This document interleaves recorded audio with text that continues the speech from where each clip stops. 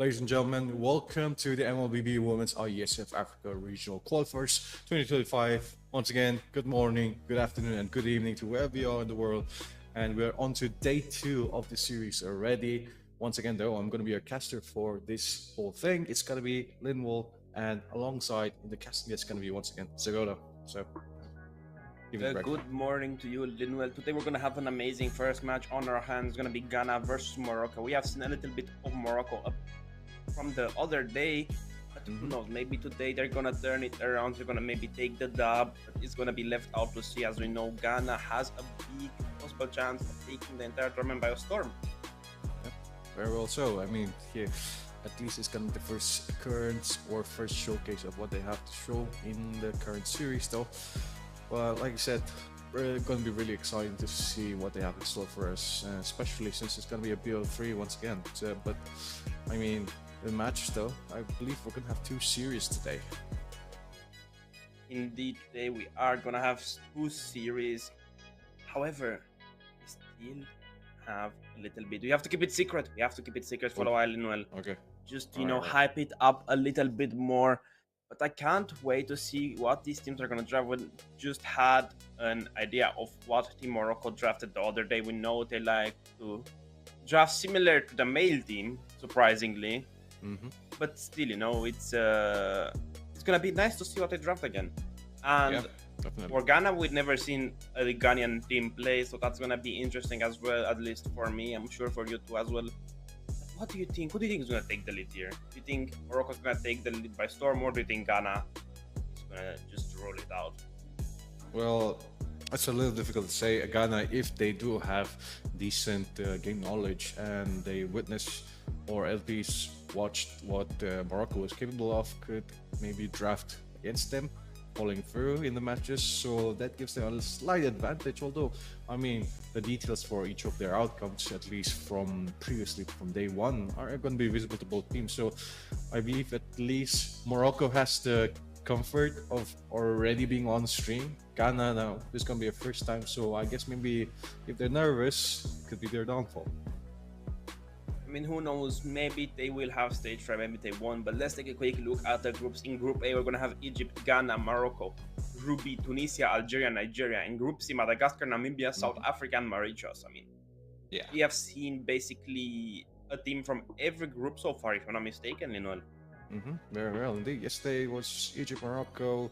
We had Namibia and South Africa. Only Group B. Oh, haven't seen. I mean, we saw the results for Tunisia, but then again, I mean, they're not playing today. Instead, probably going to be focused more on Group A and later on Group C, at least for today. I mean, could be Group B. I'm not going to spoil anyone for that, but nonetheless, there's a go. I mean, following today's matches, what is going to be the priority, do you think, for all these teams? Because we saw a lot of EXP bans, a lot of jungle bans, sometimes even the mage bans, though.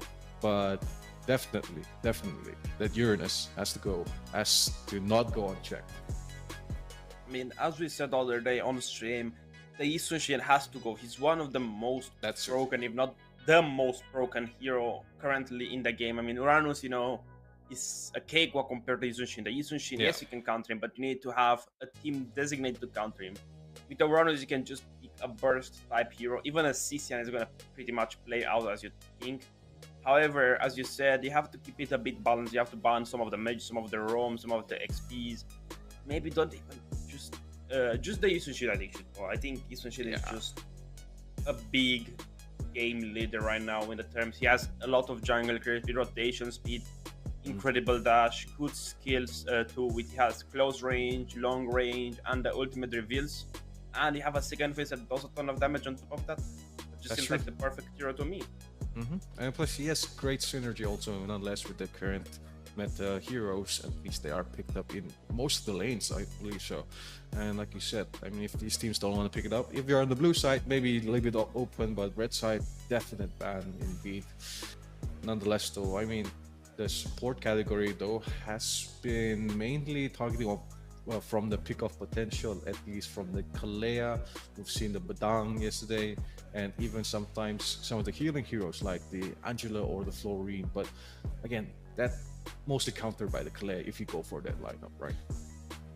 I mean, as we spoke the other day on the stream as well, we noticed that Kalea has been rising extremely much in popularity. She is the strongest roamer, in my opinion, currently. Extreme pickup potential, good burst healing, does a sustainable amount of damage. It can be, noticeable in a fight. If the Kalea starts basic attacking you, heals her team, then knocks you off twice. That's just, extra annoying crowd controls. But even so, the Badang has a big zone CC. You have the fist crack, you have the fist just pushing you back, being annoying as much as possible. And you have that wall, which, kind of maybe force you to use a dash, maybe force you to use a flicker. And that could instantly lead to your downfall. I mean, it all depends. It's so well calculated. We saw from South Africa that they calculated extremely well. They never died once in the best of 3 series. I mean, that's kind of impressive. Yeah, definitely following through though. I mean, I'm really interested to see how the career goes through, at least in the following series to come.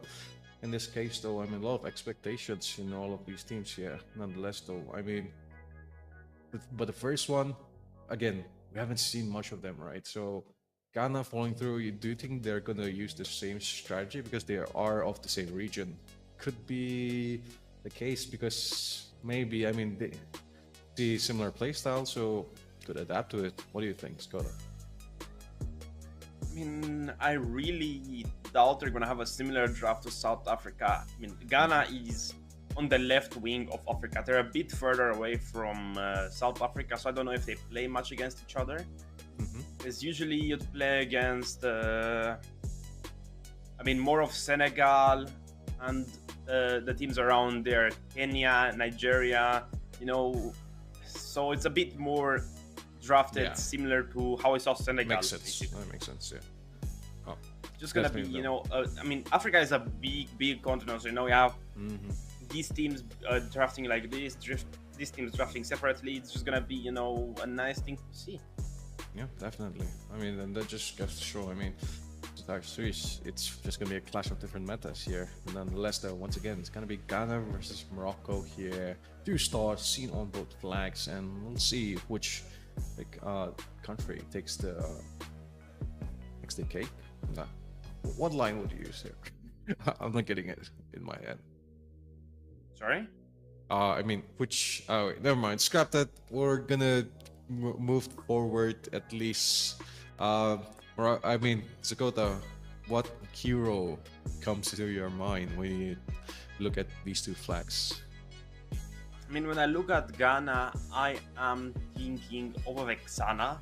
I don't know. I don't know why. It just reminds me, the Ghanaian flag reminds me of Lithuania for some reason. And my old mate used to be Lithuanian, and he just used to play Vexana a lot. It just reminds me of that. And Morocco just screams to me Hilda. Morocco just screams Hilda. Alright. Because of Rolex, in Rolex.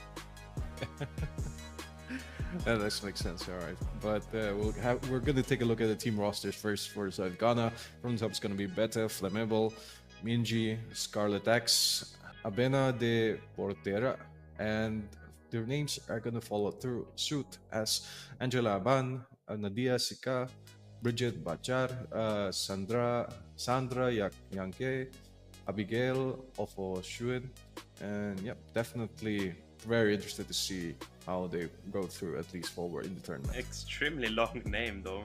Yeah. Ahbena de Porpen. We're gonna have to say that during the casting. I mean, let's keep that in mind. Just say the full sure thing. Not. Abena, just yeah. Nah, the full thing. We have to.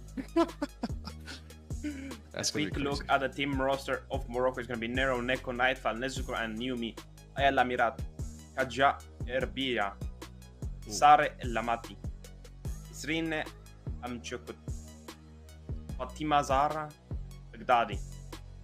We've seen it the other day. We've seen the Moroccan roster play on day 1, so it's gonna be a surprise to see what they're gonna do in day number 2. We know they had a little bit of an upset in day number 1, but who knows? Maybe they're gonna turn the wheel around, or maybe they're gonna even maybe go with the flow. Maybe go for a reverse sweep.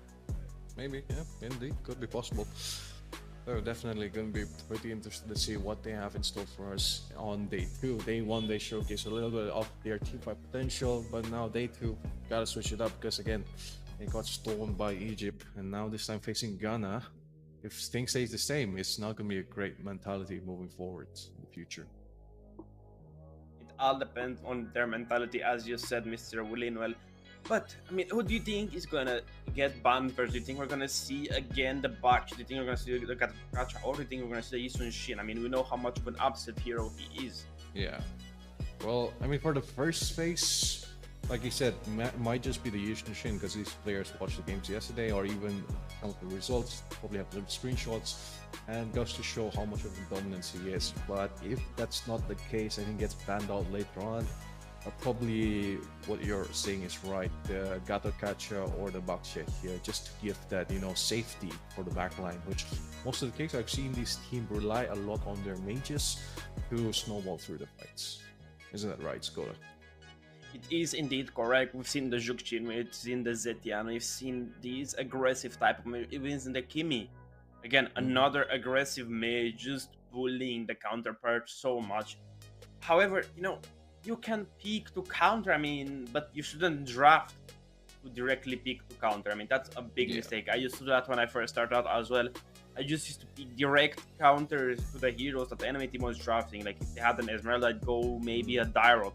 Or if they had an Angela, a Lolita, something like that, with Angela mid lane back then, I would have went Esmeralda jungle. But still, it's not a correct thing to do because you're going to lack some team synergy between the heroes. You need to think about that as well. You need to think, hey, what matches with this? You go with a Tigreal Zhuxin, you go with a Tigreal Aurora, you go with a Minotaur Valentina. There are so many possible picks. Just you have to think a little bit about them. You have to, maybe experiment in rank, maybe just try these scrims, but still, even look it up. Even look up professional games and see, hey, what did these guys pick? How did they pick against this? What did they draft against this? Of course, it has to be from recent times, not, older and back then, pro players. Because, that's what I used to do. I used to look at the all meta, damn, this makes sense. Why don't I draft it anymore? And I just play it out and the heroes completely nerf the ground, Yeah, definitely. This could be a great eye-opener for a lot of players, at least, what you said. Although moving on to future matches, maybe might even take it into account and adapt on towards different metas here. Especially, it's meta for a reason. It works, and if you want to make your team work, you gotta do that. But then again, though, that is gonna be. Oh wait, yeah. Meta is just a thing you have to follow. You like it or not, meta is always there. It has always been here. It's just something to guide the people trying to be above average, Yes, you can, let's say, draft your priority pick, your, comfort pick into the match, but still, sometimes it won't work. Like, for example, back then when Nana was meta for, I think a week, we always drafted Novaria into the Nana, but we could have drafted maybe the Farsa to just burst her down. But you still, with the Farsa static target, that's why the Novaria was so much better because it moved freely, it had a long range, it could just outzone the Nana, and it got that vision. And back then, it was mostly a tying jungler meta, allowing you to play the Barats, pulling her with the Detona's welcome, just giving you a big chance. Yeah, definitely agree with you on that.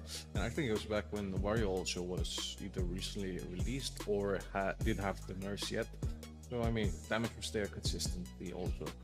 Then again, following the future patch notes got changed and a lot of things got changed there, and now we've reached to the current meta or the current patch note where things are very different from way back then. And seeing if the teams maybe adapt to this will be pretty interesting to see.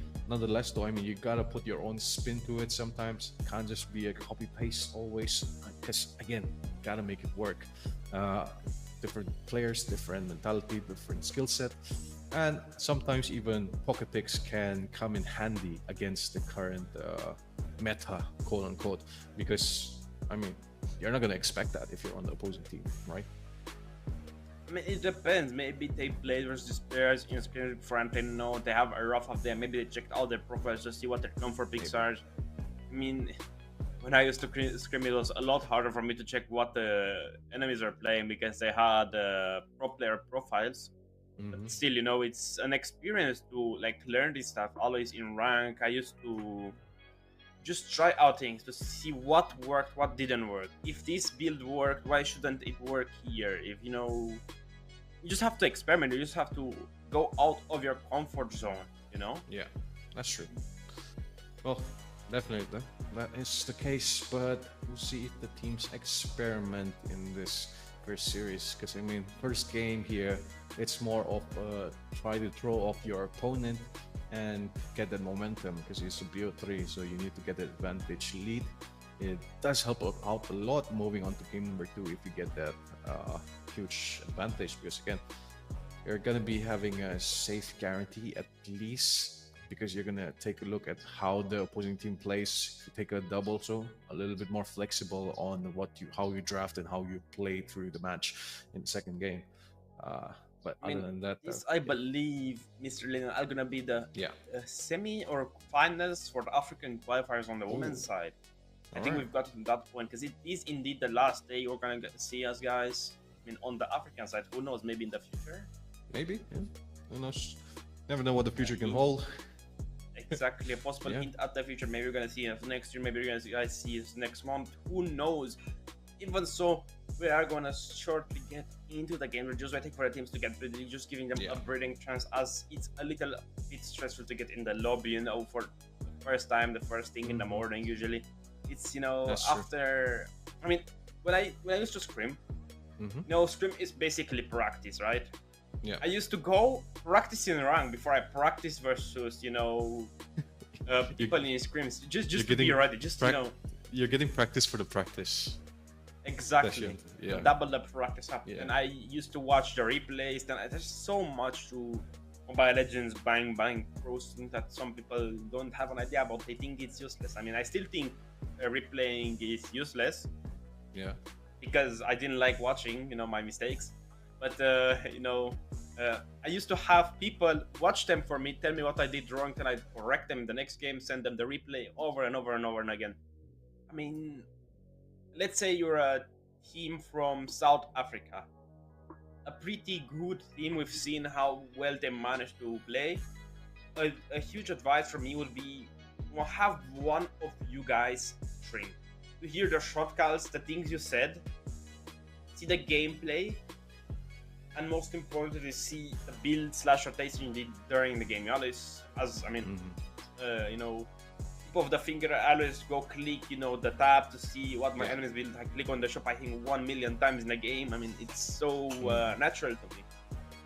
Yeah, like you said, it's got to come in as second nature. You can't really think of it mid-fight, because again, if you use your resources and use your brain resources on thinking, oh, he's going for this, it takes you a while to register that in your head. I mean, it's gameplay wise, if something suddenly happens to your lane, you're just gonna have to click off and immediately react, right? Are you a goldfish, Linwell? Did you forget? What do you mean? These are not your average players, Linwell. You know, these are the top of the top from each of their countries. So I mean, you know. No, I thought we're talking in general, like. Not in general. Okay, all right. Come on. You know, the cream a la crop, you know, the top of the top.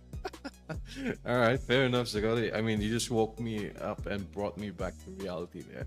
And definitely so, though. But nonetheless, I mean, talking about there's itemization, I mean, how much risk do you think itemization have? I mean, item swap have if you're on the disadvantage? Because sometimes I've seen players utilize the item swap here just to get a little bit of buy a little bit of time for your team, and instead it works out to their disadvantage, right? I mean, personally, I never like to build swap unless I'm on a fast-paced assassin like the Hayabusa, because Hayabusa I have to, you know, I have a chance to wait for my shadows. With one, with Fanny, I only buy, you know, the immortality, and I swap to the rose gold meteor after I, you know, pop the emo. And I just have that extra travel shield that allows me to run away if I'm not completely stunned, or, you know, I'm not in a precarious situation. But with Hayabusa, I like to buy the winter crown to just be frozen for a while, get my shadows back, maybe even get my ult back. And that allows me to go back and forth and back, and, you know, you just have to, you know, think of the future a little bit ahead. What am I gonna do after I do these item swap? What is my plan? Will I just will try to buy time? Will I try to escape? Will I go maybe for a kill on a low HP marksman? Will I go for a low HP kill on a roamer? It all depends. It all has to be calculated. I mean, from my end at least, because I'm really, into, let's say, the data of it. I really like to see the data. I like to see big numbers. When Frederian used to be extremely meta, the Barats, Akai, I think I tanked almost 1 million damage to Frederian one game. I mean, that's a lot of damage there. And I mean, seeing that how they provide a lot of value for the team fights here, this is the fact of why the tank jungle meta was even a thing. Because again, you brought so much to the table compared to assassin junglers at that time, which were quite more vulnerable and more counterable compared to a couple of patches back, right? Because I mean, the Fanny that was there, but again, Fanny wasn't really buffed at that time. Even if there were some players who could pull it off, if there was in the opposing teams, should probably get banned out. And nonetheless, though, I mean, teams adapted to that pretty fast. That just go to show the capability of all these players here.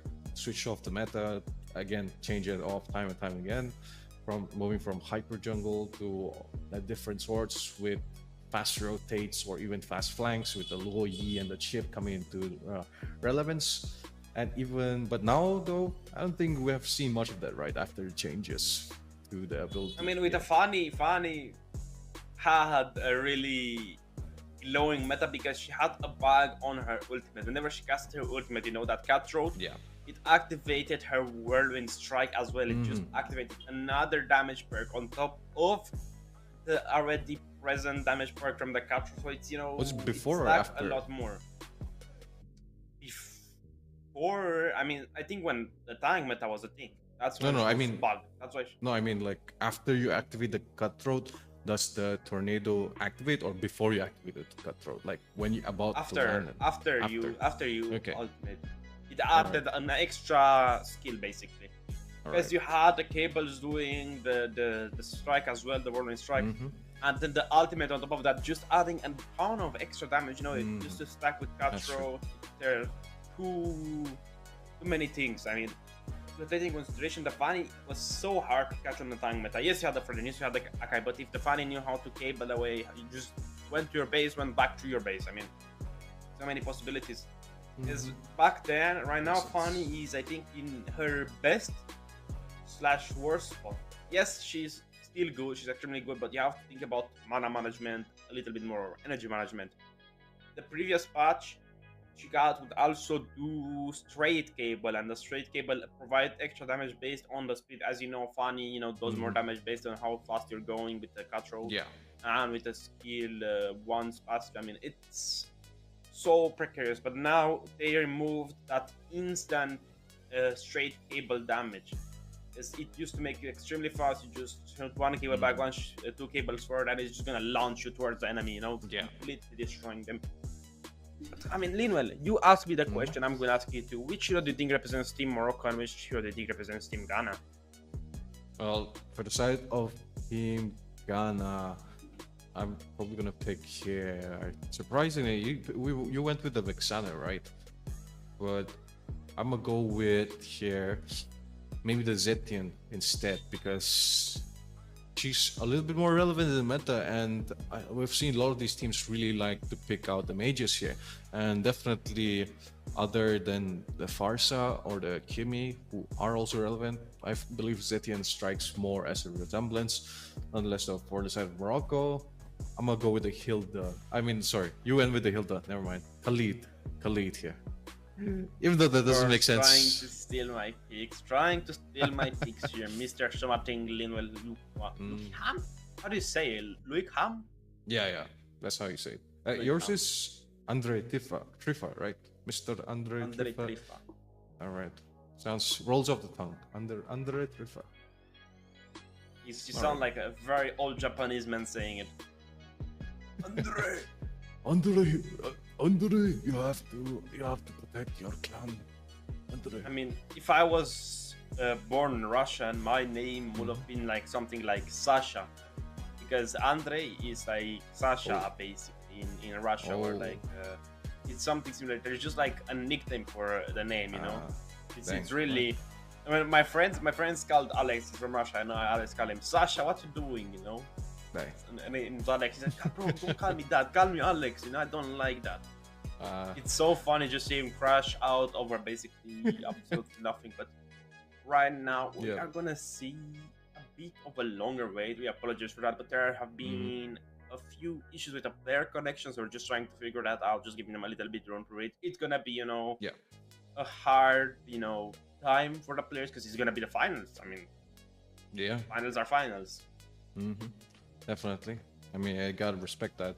Just get whatever you need right before the games here, and make sure that progressively they have a great game moving forward without any issues. Nonetheless, though, I mean, there's probably always going to be issues since, I mean, a lot of these countries are pretty far apart from each other. You compromise from a region close to either of them, or maybe, you know, benefits both of them here in this case, which will be interesting to see how it moves on towards the future. But nonetheless, though, Mr. Zakota here. You mentioned you're interested in going back to the pro scene once again, right? So, how do you think your journey is going to be on that? Easy. Easy. All right.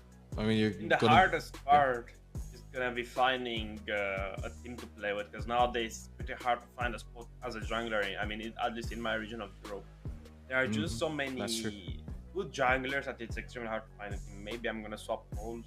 I don't think I will. I have a pretty deep hero pool. I can play everything literally on jungle. Just name it, I can play it. I mean, and bragging a little. Speaking of selecting teams, I mean, since now the Europe region is slowly growing, also a lot of teams are staying with their members, and I believe trying to adapt more into improving themselves. So, like you said earlier, you're gonna be finding a team, right? So, not really gonna having an open spot unless a miracle happens or some team, I guess, puts you in for a substitute. But I don't know, being a bench warmer there, gonna be pretty interesting. No? Being a bench warmer is not for me. I'm gonna ask some friends that I'm pretty close that I know are good, that have extremely good potential, and see, hey, do you guys wanna, you know, make a squad again? Maybe, you know, I mean, I played a few tournaments this year, but I mean, I did beat some of the best teams. I mean, some of the best people in the region, but, you know, still not by a far margin. I think I got only 3rd place out of 8 teams, so that's still pretty low. But I mean, no practice, no nothing, just, you know, playing directly. Oh, definitely. Even if you're a great player, you gotta fit into the right team. You gotta find the right members, because again, synergy is something which is not present in every single player.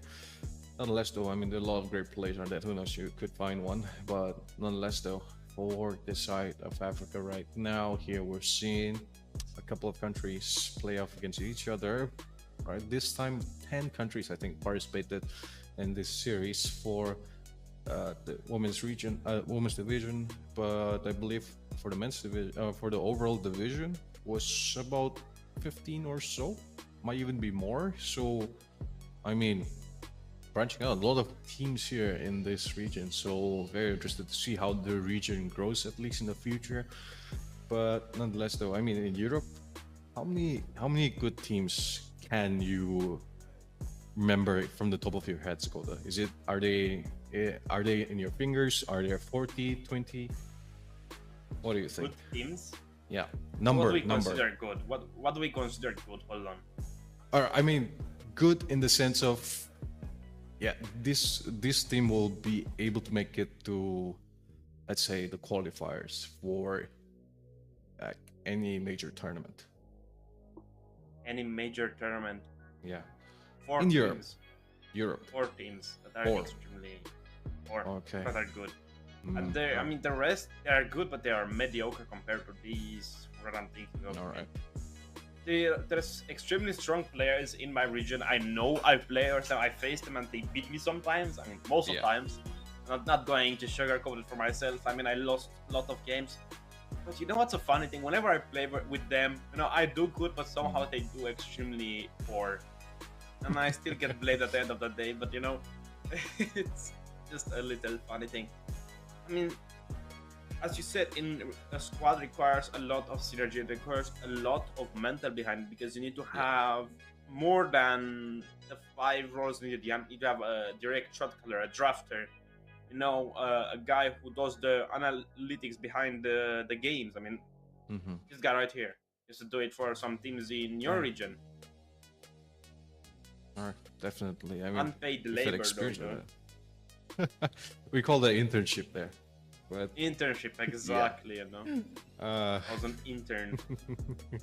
Well, I mean, definitely did get some experience off of that. I mean, you could use that going on to the future, maybe, perhaps, or even use that for your own advantage, maybe in the future. You did mention like being a little bit more difficult to watch your own games later on, but now, I mean, gonna make it a little bit easier this time after all of that. But I think once again, finally, after a while though, we will be going back into I mean, not back, but we will be going into the draft, folks, here once again, seeing these two teams present themselves. Ghana gonna be on the blue side, Morocco on the red side. The draft's gonna be started, and Mr. Zakota, Lucas back. That's surprising. That's extremely. I don't think I've seen a Lucas this entire season. I have a pretty fair amount of games, but even so, Lucas is a pretty strong pick. Considering you can pair him up with the Angela, pair him up with the Florin, Blanc. That's the niche thing about Lucas. That's a bad thing. Not niche, bad. Lucas can go in the audio out and pull out. You're getting out another monster type, and I mean like another animal type, Tigress, and I mean lion, or like I don't know what's Lucas' animal. It's like that, the monastery where, at least for Southeast Asian, where it's like a lion and mythical creature, I believe. Right, because Lucas, if at least in the magic chest, he gets petrified, and so these are ancient folklore for, But moving on though, I'm gonna see the bans already relevant here for Morocco, bans of the Uranus indeed, but Yishin open. I mean, Yishin should stay open, as we know. He's not that good. He's extremely easy to play, but we're still around getting banned out. First pick from Ghanaian side is going to be the same. I'm thinking Morocco is going to respond with a gimme. Okay. Wait. This is looking quite solid. A lot of burst damage coming in, and quite a good first pick here by Nesco. Following suit though. We're gonna go for a dive. Oh, there it is. There it is. Yishin as well. Yep. Well, this is the first look of Ghana's draft, right? Yeah. Yeah, I think this is the first time I've seen a Ghanaian team play. It's gonna be interesting to see the draft because the Sicilian Layla. Wait. Okay, best draft? Oh no. Are they going for the heal comp here? Might just go for a lot of tanky front lines after this, so Morocco following suit. I mean, the bans are going to be very obvious from their side. Here, you gotta ban off the XP laners or tank junglers. I mean, we're gonna see the Minotaur getting picked up. I mean, look at the draft coming from Morocco. It's extremely good.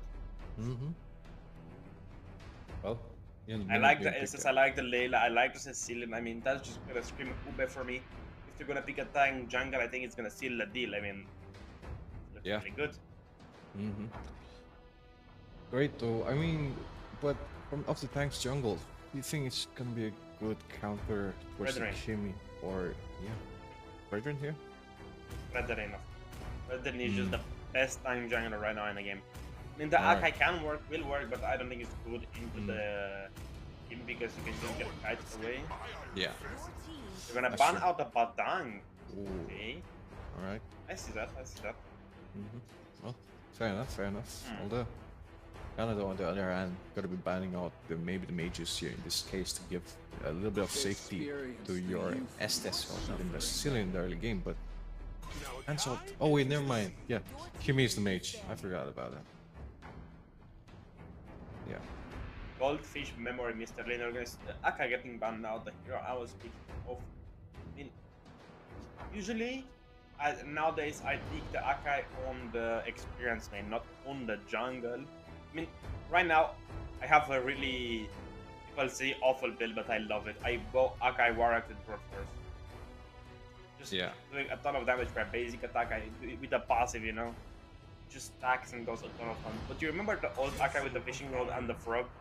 Yeah, oh, those were the good old days. I mean, that was in the phase where, yeah, Akai was very solid in the jungle role in that case. Because again, you have more reach with your skill 1. The jump was more in that time. Now it's just a dash and a roll, which is a little bit better if you're tank, but you don't really see Akai in the tank role that much nowadays. I mean, you do see Akai roam occasionally. It's still a solid pick in the digger and the setter team composition. But yeah, it's still, you know... It's counter-reactive, right? It's hard. Yeah, it's counter-reactive. It's hard to play, you know. Nowadays, you need an instant setter. With Akai, you need to find a perfect spot, you know, for that heavy speed to finally work. But we're going to see the back Barats and the Esports. So it is indeed a best strat. Oh, yeah, it is indeed. I mean, Morocco has to focus on the early game now, at least, to slow down Ghana's pace here and get the pick off onto the Estes or even the Sicilians, because they will be running on their Revitalize, and this Barrage is going to be super tanky. So now Morocco, is it going to be the carry here? The carry is great here.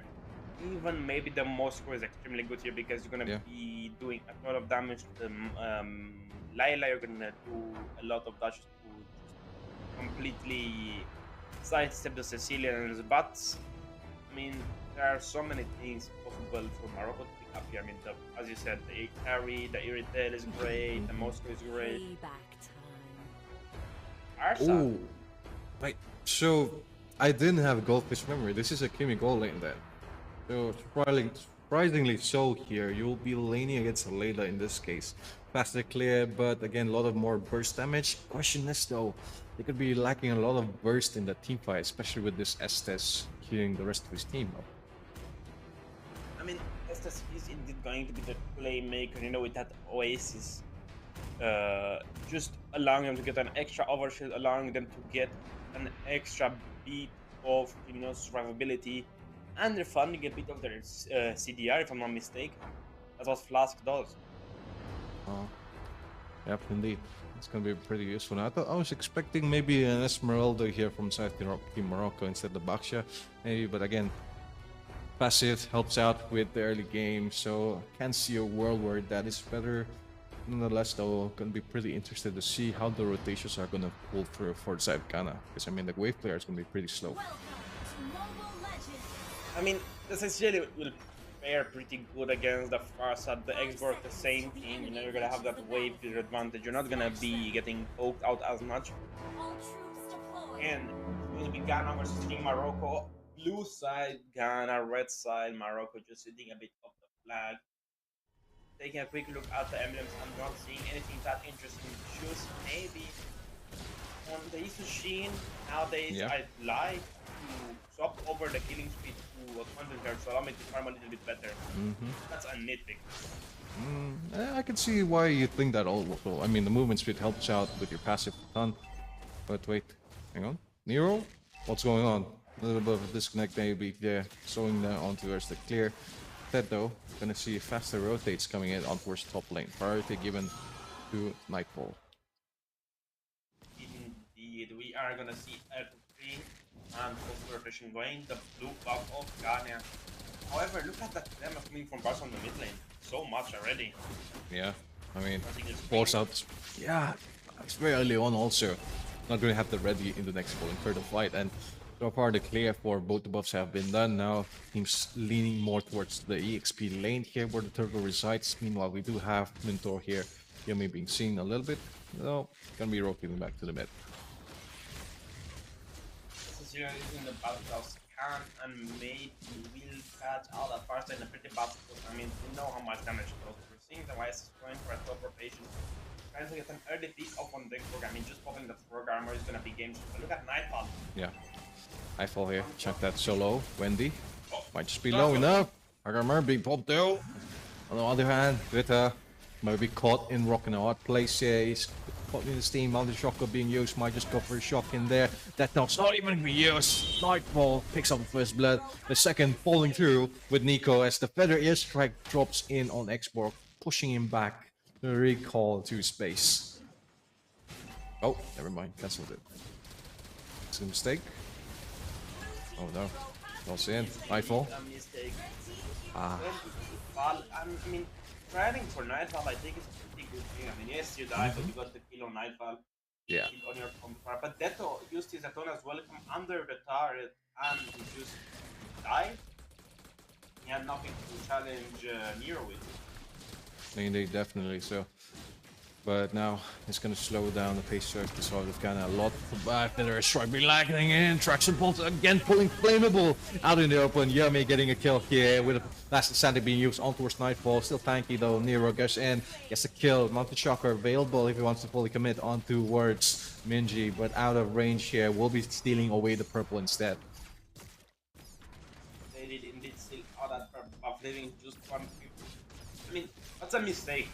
I think that crit is a big mistake because you're not gonna know the timer of when to invade your counterpart again. But even so, look at top lane. There's gonna be 2 million cards, I think. There, no, actually just one. No, two. Yeah. Merge so well, but even so, the top card is gonna fall down. Wendy is there, maybe another kill on them. But look at Estes. Really trying to go for that best shot with the Sicilian in the middle and just sustaining. Is gonna be enough. But look at Nightfall. Oh, yeah. To go for his little TP, sneaky engage, but in the bottom we're seeing. Oh, Minji with Feather Strike landing in, just out of range, able to survive. That's not welcome, pulling in on towards the turret. Might fall, might push, not stunned though. Pulled back, right back by Wendy here. Amazing synergy coming in from South Ghana. Just using that, you know, those sanguine claws, pulling him in from the Deton as well, cannot align to escape, even if he used his roller skill. Yeah. Look at Kimi, she's doing the Kimi trick. I mean, just fast clear.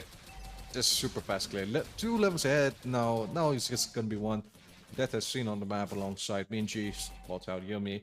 Might be an opportunity for Morocco if they want to go for a dive though. Top lane being pressured by Wendy. Nonetheless, it's going to be a 5v4 in the bot lane. Feather Airstrike landing in. Flammable, very vulnerable. Knockup coming in also with the traction pulse. A massive Minot's Fury. Scarlet picking up the kill on towards Yomi, but solo on HP. That still surviving. Mounted Shocker being used. Finally a trade, but a double kill for this massive Sicilian though. Let's go on towards Scarlet X. Force a flicker there. Pretty vulnerable. Has to rotate over.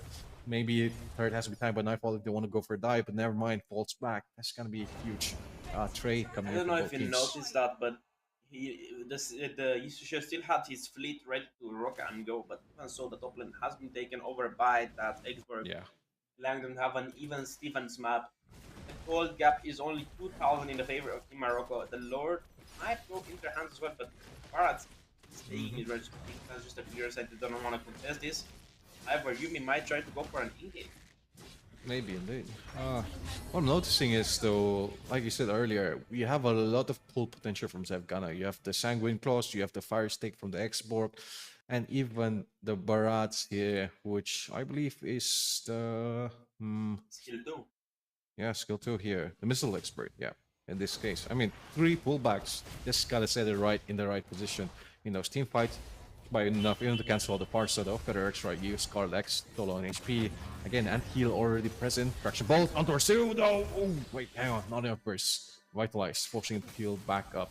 Wendy solo on the Faraga armor. Morocco falling back instead. 5 members of South Ghana present. Right now, if I was the decision, I'd try to go for a pickup on the Estes, or maybe even that Arat, because he's so little, he won't be resilient enough to, you know, sustain the stun. Wait, Nightfall, as we speak, trying to go in, maybe find an Minji. opportunity for the X-Right, coming in on towards Minji solo. Tries to finish him off, yes indeed he does. Neko picking up the kill though. Rest of South Ghana here are going to be here for the re-engage. Looking for that, no welcome, swallows out the Yummy here, pushes in, doesn't get the wall. Traction Bolt alongside with the Minoran's Fury, just enough to sustain out the damage. Miro picking up the kill though. Onwards Veta once again. Wendy takes down Nezuko nonetheless though. 1 for 3 trade there coming in, but again, it's gonna be fallen into the hands of Neko here once more. Morocco getting a lot of kills on the board. I mean, looking at Scarlet, she did a pretty good job of almost pushing her to full bot here while there was no one near her lane, but lost that mid lane turret. Yeah. A quick replay. Look at that. Oh. Insane composition there with the Traction Pulse and the Minus Fury worked even more to their favor, but again, we did have a little bit of revenge by Wendy earlier, but not enough. Just the goal. Turtle spawned on the main screen, and Morocco is gonna try to take it off again. I think so. The Barrett and the SS still haven't gotten their full item build set for at least half of them. But look at the Toras welcome. Casting on towards the Mountain Shocker. Oh! Yeah, massive stun though with the Minus Fury countering back hard here. As the Revitalize tries to heal the rest of the side of Ghana a little bit back up for HP, but Nero going to be sniped by Wendy with the last insanity in the back line there. Nightfall so low, Veta locking him down here, even pulls back, but doesn't matter because Nezuko is going to get the proc with the Sky Piercer, finishing him off the board. Nico here with the re-engage, just trying to fly out in the range here. Doesn't have the Feather Airstrike ready for the next engage though, has to wait it out. Maybe is he gonna still staying there, wants to snipe it, but still on cooldown. We have to force to give vision instead. Oh, just got it right. Did time. Die? Will she? They know they're. Will she? Airstrike? 2, 3. Boom, gone. Boom. Big boom. Yeah. Two big booms here. Again, throwing into the tower, I mean. Yeah. Yami super low. Just might be falling, yeah. See this? They still have that mid advantage. Nezuko got her level 11 and the Holy Crystal around here to deal a ton more damage. But looking at the team composition of Ghana is starting to come along even much better. I mean, Wendy has a pretty good KDA, Minji has a pretty good KDA. I mean, their farm is good, however, Duetta and Flammable aren't as, reactive as they should be together. They need to stick together, same with Assyrian. Alternates need to be together for the best strat to work out. Nezuko, she's alone. No, she has that blue buff allowing her to have an extra bit of shorter cooldown, allowing her to get attraction pulls more and more and more often. But are we gonna see a 1v1 in the top lane? Eastern Shin did use his Mountain Shocker to reveal the enemies, but I don't think he's gonna commit to it. He's gonna try to defend the lane. Yeah. They have the tower advantage. Only one tower going the side of Ghana on the top lane. The expert pushed it off camera a few minutes ago. Yeah. Even so, 9 minutes in, 8 to 16 KDR. Just half of what Team Morocco has. The Lord has in his spawn in. Yusujin is in the dead lane, as we like to call it over here on the caster desk, just clearing it out. And we're gonna see a bit of recall in the mid lane. Yep. I mean, smart decision coming there, clean off the top right before you go for the Lord here. And starting up pretty strong here for the side of Morocco. Nezuko being spot out. Minji going to go for a pull maybe. Let's see Nico walk into the bush. There's going to be a bit of airstrike. That knows welcome. Swallowed him right into his stomach there. Stuns maybe on the third. No, never mind. Just out of range. Nightfall being checked out a little bit, but Vitalex being used to just to keep the rest of Ghana healthy.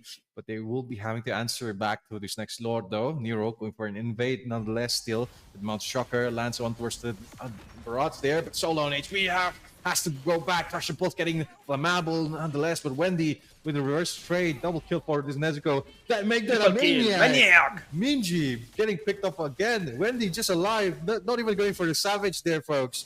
Just buying time. Just enough for the Feather Strike to land in, and again, solo on HP. Let's pop up the Minus Fury, and their knockup, basic attack, finish off the deal. Morocco looking to end the game right now. No minions alive, have to wait for the Lord from the top lane. I mean, indeed, the Lord is gonna march down the top lane. However, they're gonna be below half HP or even wiped out because all of Team Ghana are gonna be basically up. Only one is gonna be sleeping for a little while longer. The Lord does indeed manage to lock down the tower and get it 1/3 of its initial HP. Pretty good, but the Donna's welcome. Oh, just out of range there. Instead pulling on towards Nightfall here instead. They'll have a Feather Airstrike to maybe outchunk all of these bursts from the side of Ghana. Just waiting out for his team though. A lot of burst damage coming from Nico. Picking up the Estes here. Flammable, just so susceptible to the fire of Kimi. But nonetheless though, still waiting for an opportunity. The minions are up. They got forward. Look at the burst here coming in from Nezuko. Oh, so much burst potential though. First gonna taking down with the Feather Airstrike, landing on towards Wendy with Mountain Shocker also alongside minions pushing in. Looks like Morocco wants to end the game. Inhibitor at half HP in the Manosphere. Used also, but flickers out, just out of range, but still gets taken down nonetheless. 2 siege minions alive, 1 siege minion alive. Morocco can end this. They will have to fall back, maybe perhaps. No, next wave will be the bit here. Walking up, Nero. For the lock onto Scarlet though. Nightfall also alongside with better airstrike. Solo on HP. Yeah, they do get the inhibitor. And Morocco will be taking the first game of the series. I mean, those Sidewind Claws at the end were a pretty good play. I mean, I was expecting the Syrian to do a bit worse in the Farsa. I mean, the range difference is a ton. Yeah. Those Sidewind Claws just pulling the Farsa out of a Federal airstrike is a pretty big play, honestly. That was almost a complete base defense. However, Team Morocco had all the waves synced up, ready to go, just charging in all at once. The mid was first, then the top, and both would come in at the same time and clash. The minions were not about to spawn for, I believe, even like 12 seconds or so. Yeah. Let's take a quick look at the highlights.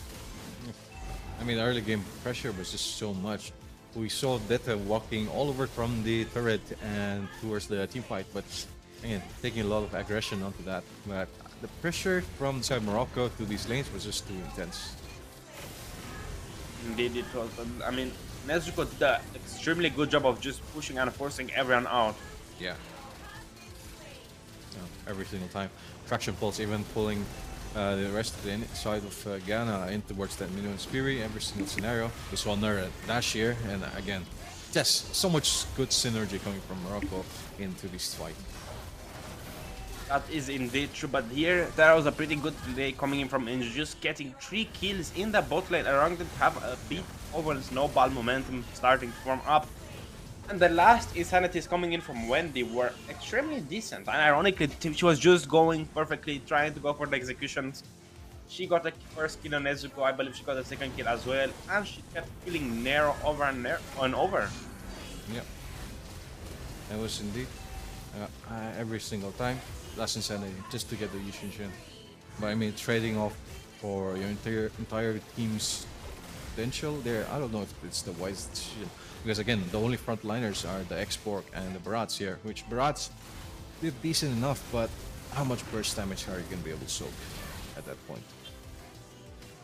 I mean, it depends on the player, depends on the build. I saw he went for the Cursed Helmet Warax build, which I think is a big mistake because you don't benefit as much from the Cursed Helmet as you used to do in the past. But look at Nezuko just completely getting burned on my Minji, and here we're gonna see the Sanguine Claw play in a few seconds. Yep. Just when that mid wave is about to crash down. I mean, pretty good job. Indeed. Right here? Here we're gonna see it. Oh, never mind. It was before that, but even so, let's take a quick look at the statistics. We're gonna see a pretty big kill amount coming in from that Minotaur. 48,000 more than the Estes. 55,000 total damage coming in from Nezuko. 66,637 coming in from Neko.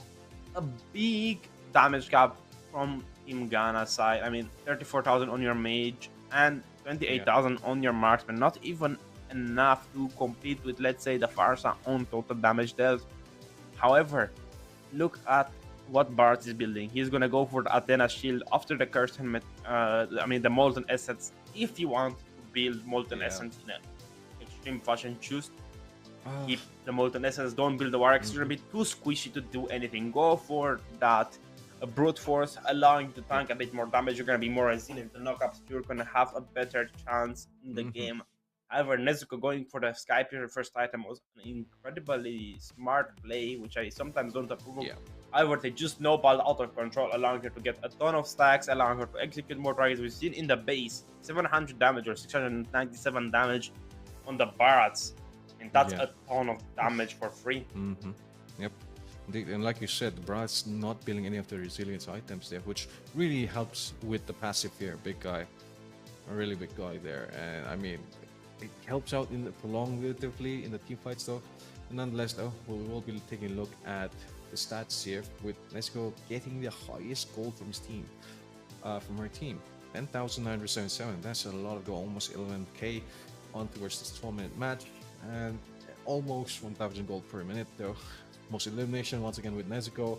When Sky Spear should bring proc a lot of times, like you said, on towards the barrage, and 66k damage. Nezuko once again with the most assists going towards Yami, which performed wonderfully well with those knockups. Mr. Linwell, I think you read it wrong. Neko had the most damage dealt. Oh yeah, alright, never mind. It was the Farsa. Alright. Yes, indeed, it was the Farsa. Apologize. Apologies, yeah. Sorry, Apologies Nico. for that. Of course, we're jumping all around here, but even so, you did an amazing job. But I think the MVP has to go to Nezuko, as you said, 10 kills, 7 assists, 2 deaths. I mean, that's a pretty good ADA. Even so, yeah. I mean, she was the second most damage in the entire game, so that's another achievement right there. But it's only game 1 out of its best of 3 series. Who knows what Ghana is gonna do in game number 2? Yeah, definitely. Gonna be pretty interested to see if Ghana will be able to pull back through from the series and maybe for a counter attack. But nonetheless, though, we'll be interested to see if Morocco can continue their momentum into the second game of the series. I mean, it all depends on the mentality of the players. We saw how strong Morocco's draft was, like Kimi first up, Yisun Shin, Minotaur, Farsa. And I mean, just having such a beefy and strong, comp. You had the Minotaur doing a ton of no-caps. You had the Yisun Shin having an additional stun. You had that Farsa having a big AoE ultimate. And on top of that, you had the Kimi just doing a lot of damage. I mean, what else could have you wanted? Right. That's true. And earlier I was mentioning maybe the Esmeralda was a little bit better than Barrage, but then I think again, yes, you want to discourage your opponents to build magic defense less for the Kimi to shine more into that mid to late fight. So again, smart play on the Baksha. No, I mean he does magic damage also, right? So never mind. Yeah. Yes, but he applies an anti-heal effect, and I mean it's pretty good into the Minotaur. However, we're gonna go on a short little break, giving these teams a little chance to breathe. We're gonna catch you after the short little break.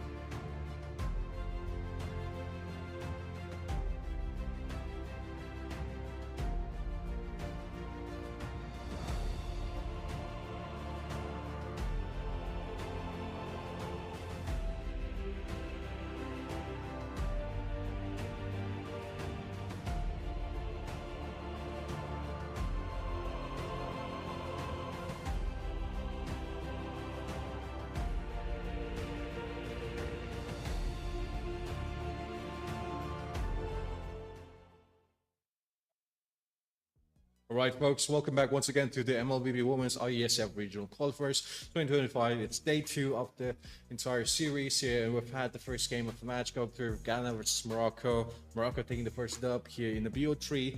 Will Ghana be able to resurface? We'll only have to watch and find out what happens. But Sakoto, I mean, going on towards that, how are you feeling towards this second game? I mean, it all depends if what Team Morocco is going to draft and how Team Ghana is going to respond. I mean, last game they went for an best shot, but they didn't execute it as well as we had hoped them to do it. But still, it's you know, who knows? Maybe they're just testing out what is a best of 3 series. Game 2 can be won by Ghana and they can turn it around for a reverse sweep, or Morocco is going to maybe seal and take the deal away from Ghana and take their lead.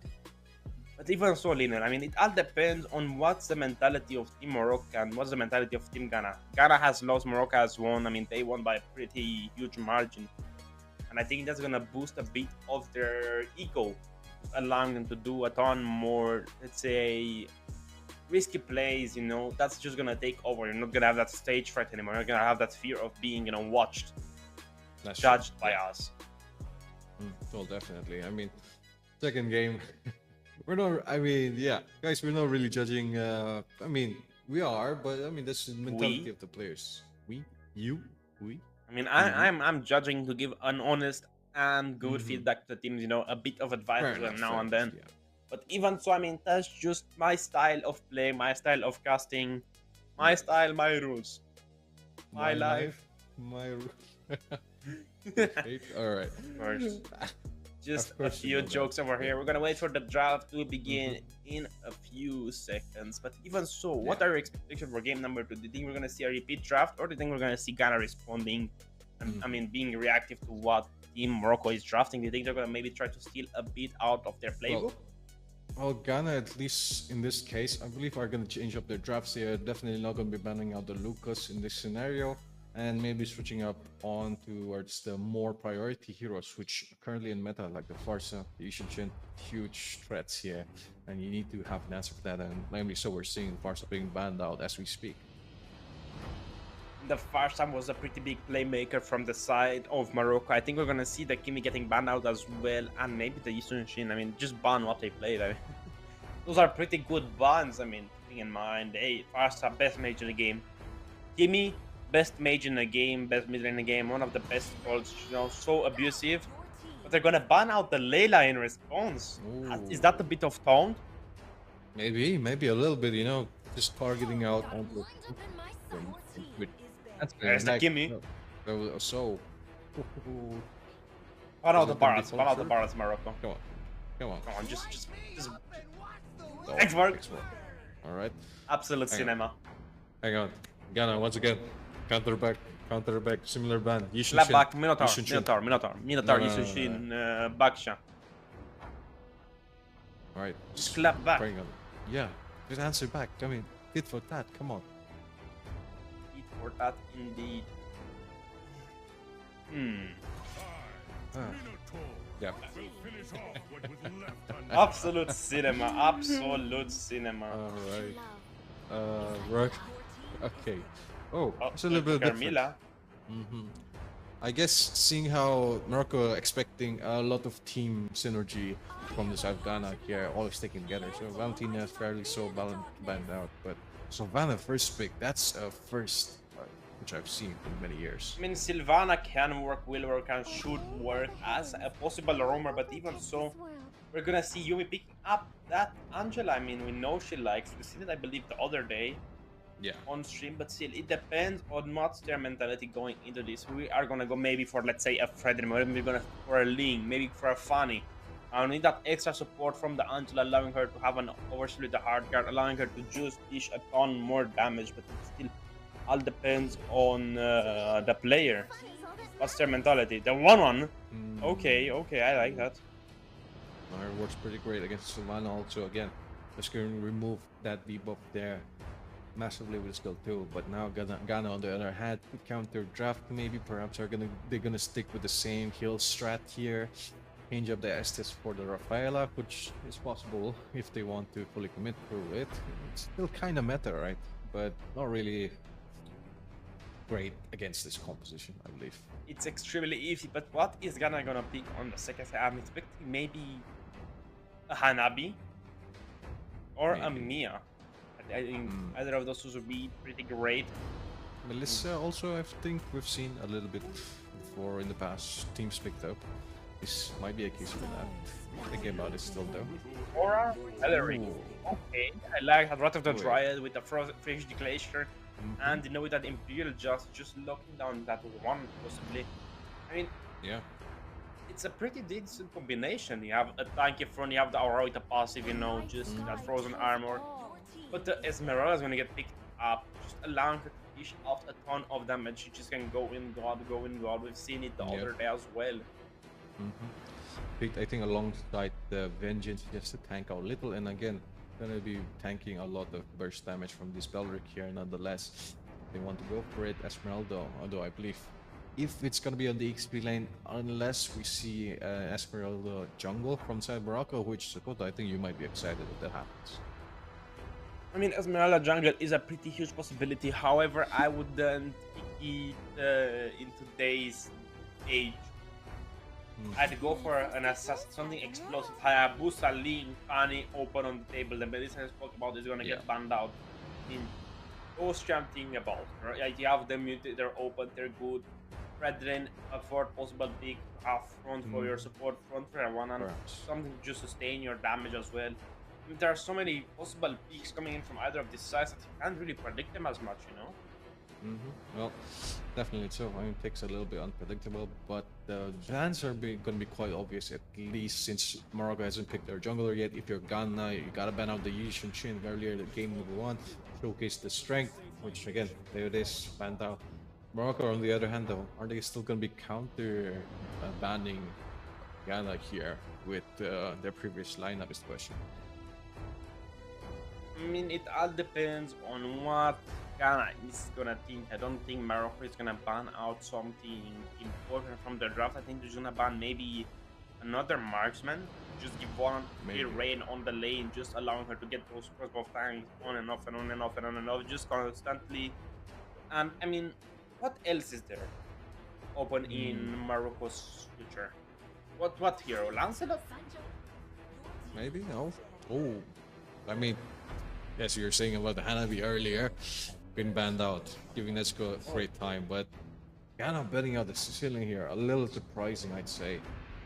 I guess not really want to have a what if it's the Angela mid lane? Wait, no way, right? I mean, they gotta pick a wave clear support then. I mean, they can go for tank, damage, or Hellcourt. Oh, Hellcourt. Yeah, Hellcourt could work here. Hellcourt, great pick here, ironically. You have that Dark Nightfall, you just can go everywhere. Chang'e? That, I believe, who had Natalia? we heard the audio. No, that we heard the audio for Chang'e. Chang'e. And that's Natalia, you're just not seeing it. That's it. You know, see that it's invisible. Fair enough. You can't see it. But if it is with Natalia, I mean, wave clear situation for Morocco will be out the window, right? Even invades, just getting the level 4 advantage, but the Amon gonna get picked up. We've seen a lot of appearance of that hero. It's an extremely good burst type hero, yes. Just that Endless Shards is now capped to 25, however, it still does a ton of damage, just allowing to overburst the enemies. Just gonna be interested if he is able to farm up and maybe deal out enough burst there for the late game. But Ghana here with the Uritil, a lot of teamfight potential here. Even maybe could outburst the 1-1 if positioned correctly. Nonetheless, though, she will be getting a lot of healing, unlike the Belric here, who will be out of range to provide support for Uritil. So again, teamfights has to be the main game plan here for Ghana. Aneta jungle? I guess Amon? Good immune. That's okay, because you have that eye for an eye. However, in the gold lane, the Iritel is gonna win the trade-off against the one because she has a bigger burst potential in the early game compared to the one. Yes, she has that Inspired, yes. Yes, she can do a bit of healing, but still, as soon as, you know, Iritel gets half of Husk Claws, I think it's gonna be done and over for 1-1. I mean, the poke potential is a lot more, right? You just skill 1, skill 2 cycle, half HP just gone. Even with the quantum charge, there's enough here. Question is though, I mean, he's gonna be very susceptible to ganks coming from Morocco, especially with a lot of burst potential from this Benedetta, which we've seen in a long time, right? Theoretically, they don't have as many stuns as Ghana does. They have the Sylvana, they have the Aurora, they have the Belleric. 3 stuns. Yeah. 3 good lockdowns. Morocco has Esmeralda. That's it. That's it. That's it. Yeah, that's true. Unless it's an Esmeralda jungle, and this is a Benedetta EXP with Petrify. Hope. Extremely hope. Yeah. I don't think it's gonna happen. However, I'm gonna let you dream. Alright, dreams can be real. Dreams can be real. At some point. But yeah, looking at both drafts though, I mean, we're probably gonna see how these teams pull it off here in the big picture. We're gonna be once again heading in towards the games, folks. The Land of Dawn, Ghana versus Morocco. Morocco with the upper hand, 1 victory ahead. They are on to match point. If will Ghana be able to resurface? Gotta just watch and find out. As Ghana's gonna be on the blue side here, while the side of Morocco is gonna be on the red side. Once again, though, just wait and see. Right now, I think that he is gonna go in Nero's side because he has a bit more faster clear speed, allowing him advantage. However, the Amon is on the red side buff. Oh, it's gonna be a Sylvana damage. Yeah. Sylvana damage. Oh, that's a little surprising there. I guess she's gonna be building penetration. Can win out the lane against the Esmeralda since she doesn't have the Purify, but then again has the position perfectly and poke precisely. Wait, Flame Shot Changi is stealing the buff. Oh. No. Nah, out of range. Going on towards Wendy instead here. Nightfall a little bit far apart. Nico going with the damage. Half HP, but just gonna be regenerating that all back into full. But the rest of the side of Ghana though, spawning this out on the map, rotation's a little bit more slower. Oh my god, he's level 4, allowing to maybe take a possible kill over Yumi, but she flickers out of there. In the top lane, we're gonna see Sylvana lose a 1 versus 1. The Esmeralda just pushing her back with our Avenger still available in the bottom. Yeah. Is unflammable. Wait, flammable is gonna be the Explainer now. Oh, change in roles here. That's a surprise though. Nonetheless, they will be spawning out Scarlet X here. Could go in, no? Choosing to go back instead. Wait for the turtle prolong. Yumi is gonna be caught in the crossfire though. So long HP and the shorts gonna clean him up here. We do have maybe the rest of the side of Morocco pulling through forward. Nico with just a meteor shower here. Pulling through, pushing the Bellric back though. Scarlet X trying to walk up forward. Nightfall is zoning out for the turtle to be taken safely for side Morocco. That was a pretty good pick up from the Amon. Right now, as a jungler, you're gonna lose a lot of clear speed if you recall the base. You always have to keep on clearing.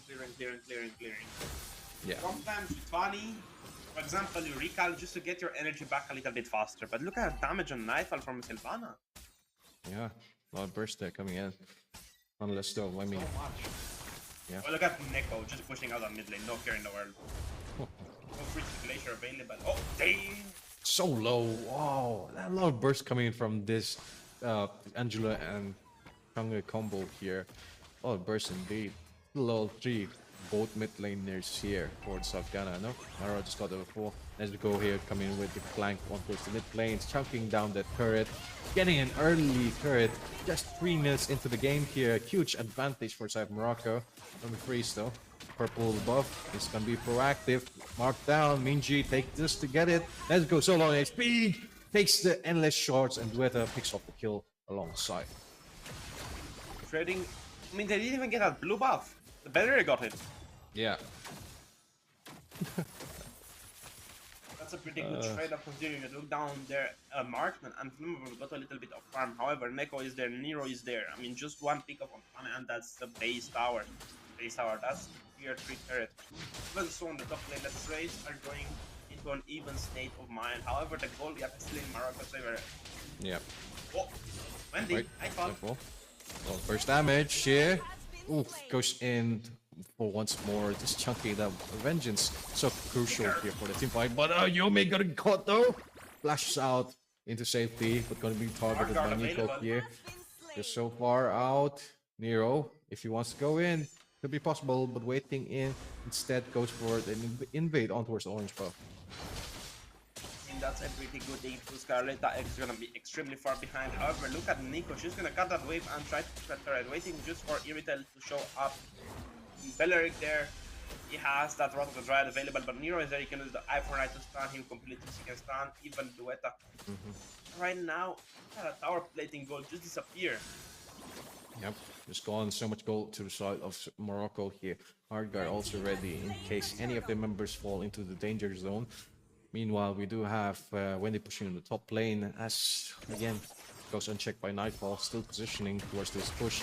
Also walk up forward, but getting taunted, getting bursted down, maybe perhaps indeed. Perfect Glacier along with the Endless Shard. Hardguard just not on time to save him out.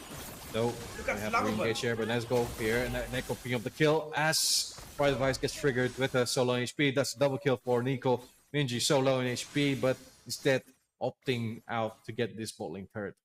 I mean, right now, we're going to see Benedetta clear that wave, maybe even trying to get a pick of Wendy, but she has that Venge, she has that, Imperial Just as well, but Nico is going to take that turret as well. Just allowing her to get a lot of gold. I believe she has the most gold on team. We're going to see that Benedetta is in the Electrifying Blow to just clear that wave, to just run away, to not risk her life. Nightfall in the middle, Nezuko Yumi there as well. I mean, what's the right choice? Just going to split push the top as well. Look at Nico. Yeah. I mean, he has the right idea, though. It's going to be answered by the rest of Morocco now as they slowly walk down forward. And Spiral Strangling did a lot of burst damage to Nightfall there with the re-engage there, which, again, a lot of magic damage coming from Wendy. Still waiting in the bush patiently. Nico could be a bait, though.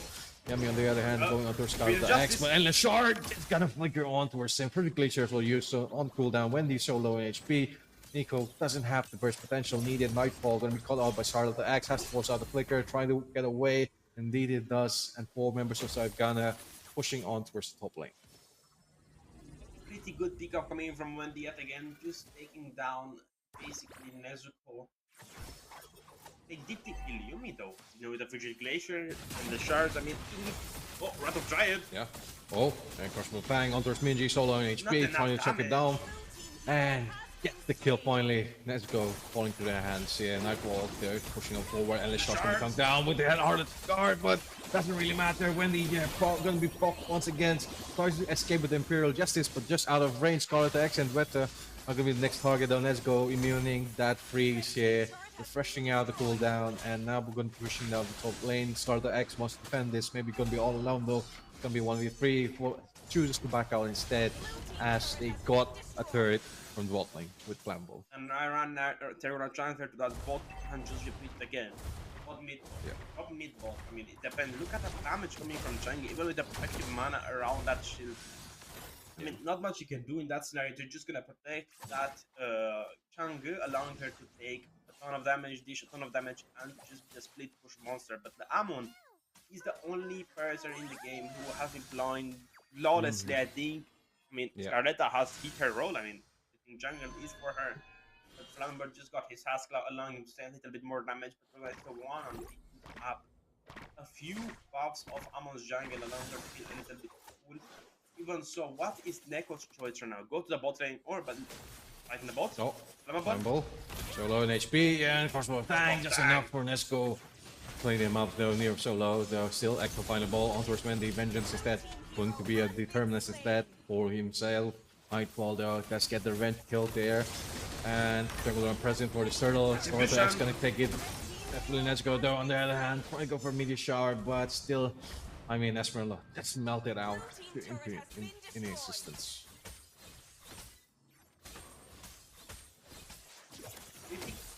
Our data coming in on the bottom, but look at the damage on Yumi. 600 damage from one skill of Amon, allowing him to get those shards as well. Oh, wants to go for a chase. Yeah, here gonna be revealed. Nezuko solo in HP on towards Amon though. Flambo also going for the counter engage. Just trading out bars here. Hit points also alongside, but with electrifying blow on towards Minji here perhaps could be even. No, they're still chasing him down. Yumi on the other hand though. Available. Yeah, they could regroup here. And right now in the top, we're gonna see Wendy and Nico duking it out. But I think good choice coming from Empirical back to base, allowing her to sustain a little bit more for HP and over time. But even so, Scarletta X, I think the retribution a little bit early. Yeah. Yeah, and that's just gonna be a free purple unless after right here. Ooh, Tveta getting the trade though, but that's gonna be a crossable bang on towards all the members of the side of Ghana. Yeah, as it gets proc there alongside the endless shots, but nonetheless, Meteor Shower raining down towards Scarlet, the X pushing him back so further on. And Ghana getting 2 blows, they will be trying to pressure on the turret stuff. I mean, right now it's looking like Morocco has a pretty huge lead. 5,000 gold, 2 kills, and a Lord is gonna spawn in about 30 seconds even. And there's the Veneta going for a time steal. However, when the top lane is gonna win that trade off again, forcing the flicker. Yeah, knife was just so low. Again, we could not really come in handy in the Ultras fights here. They want to walk up forward maybe with Yami, does have the advantage, and now kind of just notice that hard guard is going to be on cooldown, so it's going to give them at least an edge in the opponent fight. They're gonna have a pretty even goal right now, but look at that. Crossbow Fang is marked down on Minji. Minji just gonna be taken down. Scarlet the X gonna be next. Yes, he tries to get away, but Nesco just gonna be able to manage to take him down. No, Tveta, hang on. The go in for skill, just won't be on cooldown. Hard guard also used in the nick of time, just to regain back some of the HP. Wendy, although gonna be locked in by Yumi once again, marches in forward. Nezuko wants to get one more, maybe perhaps Sparling Strangle used though, but just not used to have enough damage. I mean, the Purify skill, Needles on one, is so important. Just purify basically everyone beside Sylvana. They did a pretty good job distracting the enemy as well, allowing them to take that Lord objective. Nero is gonna try to force out that mid lane as well. The turret is at 1 HP. Nico might just hit it once and it's gonna break. They have an extremely good lead. But the bot turret won't have... I mean, will still have the protective shield. Or will it not by the time the Lord marches down? It's about 11 minutes and 25 seconds before the Lord is gonna meet those minion waves. Will they go and clear for the way, Lord, or will they wait for the Lord to push by itself? Looks like it's just gonna be pushing by itself there. Just by making time so many bar, but going on towards Neko here. Mlbb marching out forwards, but go have a re-engage here alongside Nico though. And the shots coming out towards the Nesgo though. Let's pop the crossbow Fang on towards Wendy, but just not enough burst damage. Mlbb instead going for a counter engage, but still out of range. It's forced back as they have to defend this next Lord. And Morocco, unfortunately, didn't pick off anyone from that team fight. And the shield did not go off before the lower charge, allowing it to be killed a little bit more easier. However, in the top lane, the inhibitor turret is basically 1 HP, and the bot turret is gonna join soon as well. Wendy is there to prevent disaster. However, in the top lane, we're gonna see a pretty decent fight coming in. Nezuko versus the Amon. Scarletta X just like, look at damage. She's so squishy. Yeah, I mean, just goes to show how much burst potential Nezuko has right now. He went unchecked farming here and got a lot of turrets though. Almost all the second tier, all the second tier turrets now. Next, inhibitor turrets gonna be target here. Top lane not being cleared. Armin is gonna be able to finish it. Yes, it does. It indeed has been destroyed. The minions are gonna march down the mid lane top wave and the bot wave. I mean, 50 seconds to the Lord, basically a minute or without in 10 seconds now. Even so, a little bit awkward. However, 8 kills to 12 kills. The goal difference doesn't matter that much. The items that are core have been built, but look at that Breath of Dryad, Frigid Glacier. Such a strong CC combination coming from South Ghana. They're walking up forward on towards Nightfall. And the shard! Down, the endless shards also used, but let's go here with re-engage. It's gonna be all alone though. This spot for Thankful. Wind of Nature also used, but has to go back instead. Nero, unfortunately, didn't have enough burst here. All on the hands of Ghana. Kills one by one. 3 members down for side Morocco. No, Nezuko has that crossbow tank ready to go. The hard guard is available as well, so just picking out the right target to continue that chain reaction would be a big thing. I mean, what could they do right now? Well, definitely. I mean, they gotta watch out for that Frigid Glacier every single time.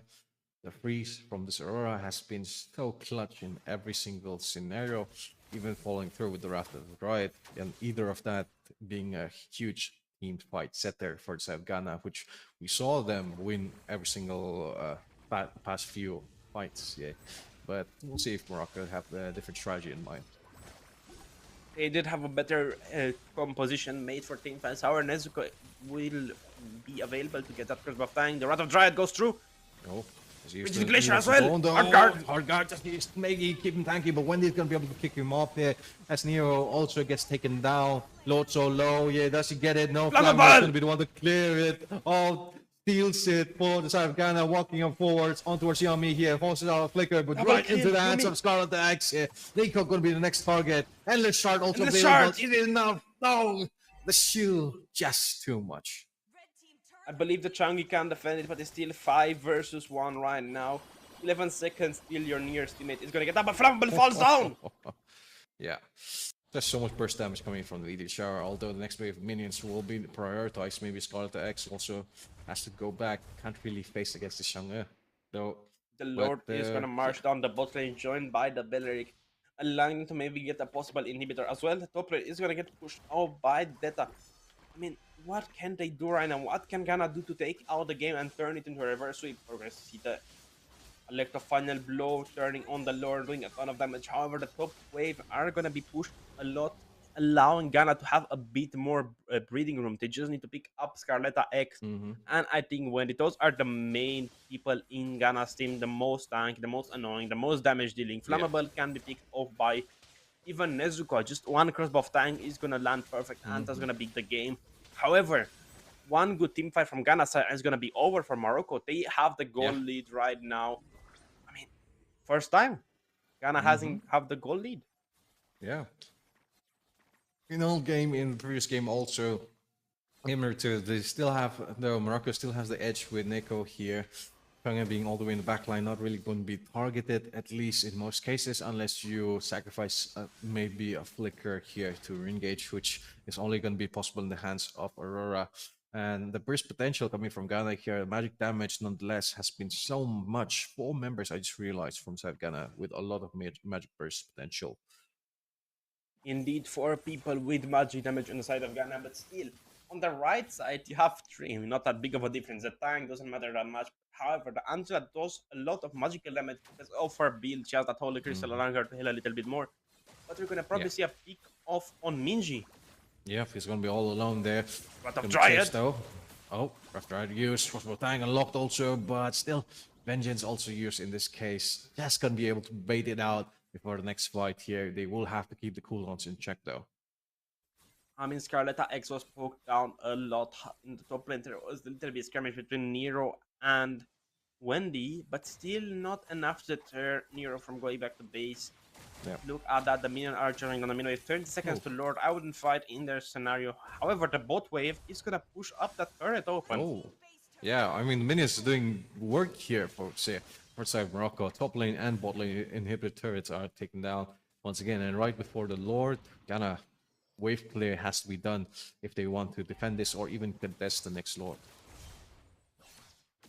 Look at the damage coming in from the Amon, 2500 critical. He's gonna go for a Wind Talker build, allowing him to have a little bit more breathing room. However, the Lord is gonna take it out in front of Dryad!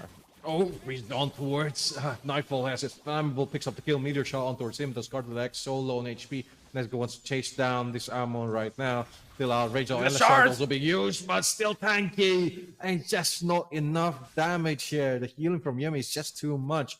And Morocco finally getting off a trade here, 1-for-1. Although Minji could be a great option, though. Crossbow tank still available, has to find the right target, walking up forward, minions from top and bot. Nero going with the electrifying blow just to clear up the minions here, dashes out into safety. Perhaps Nezuko, though, has played safe, doesn't have the hard guard. Oh, just got it right on time here. Mid lane gonna be choked down, maybe by Neko here, forcing out those minions, forcing out the turret possibly, and forcing out some aggression from the side of Ghana. If it's possible, Meteor Shower there, props on the Pride Shower. Pride Ice here.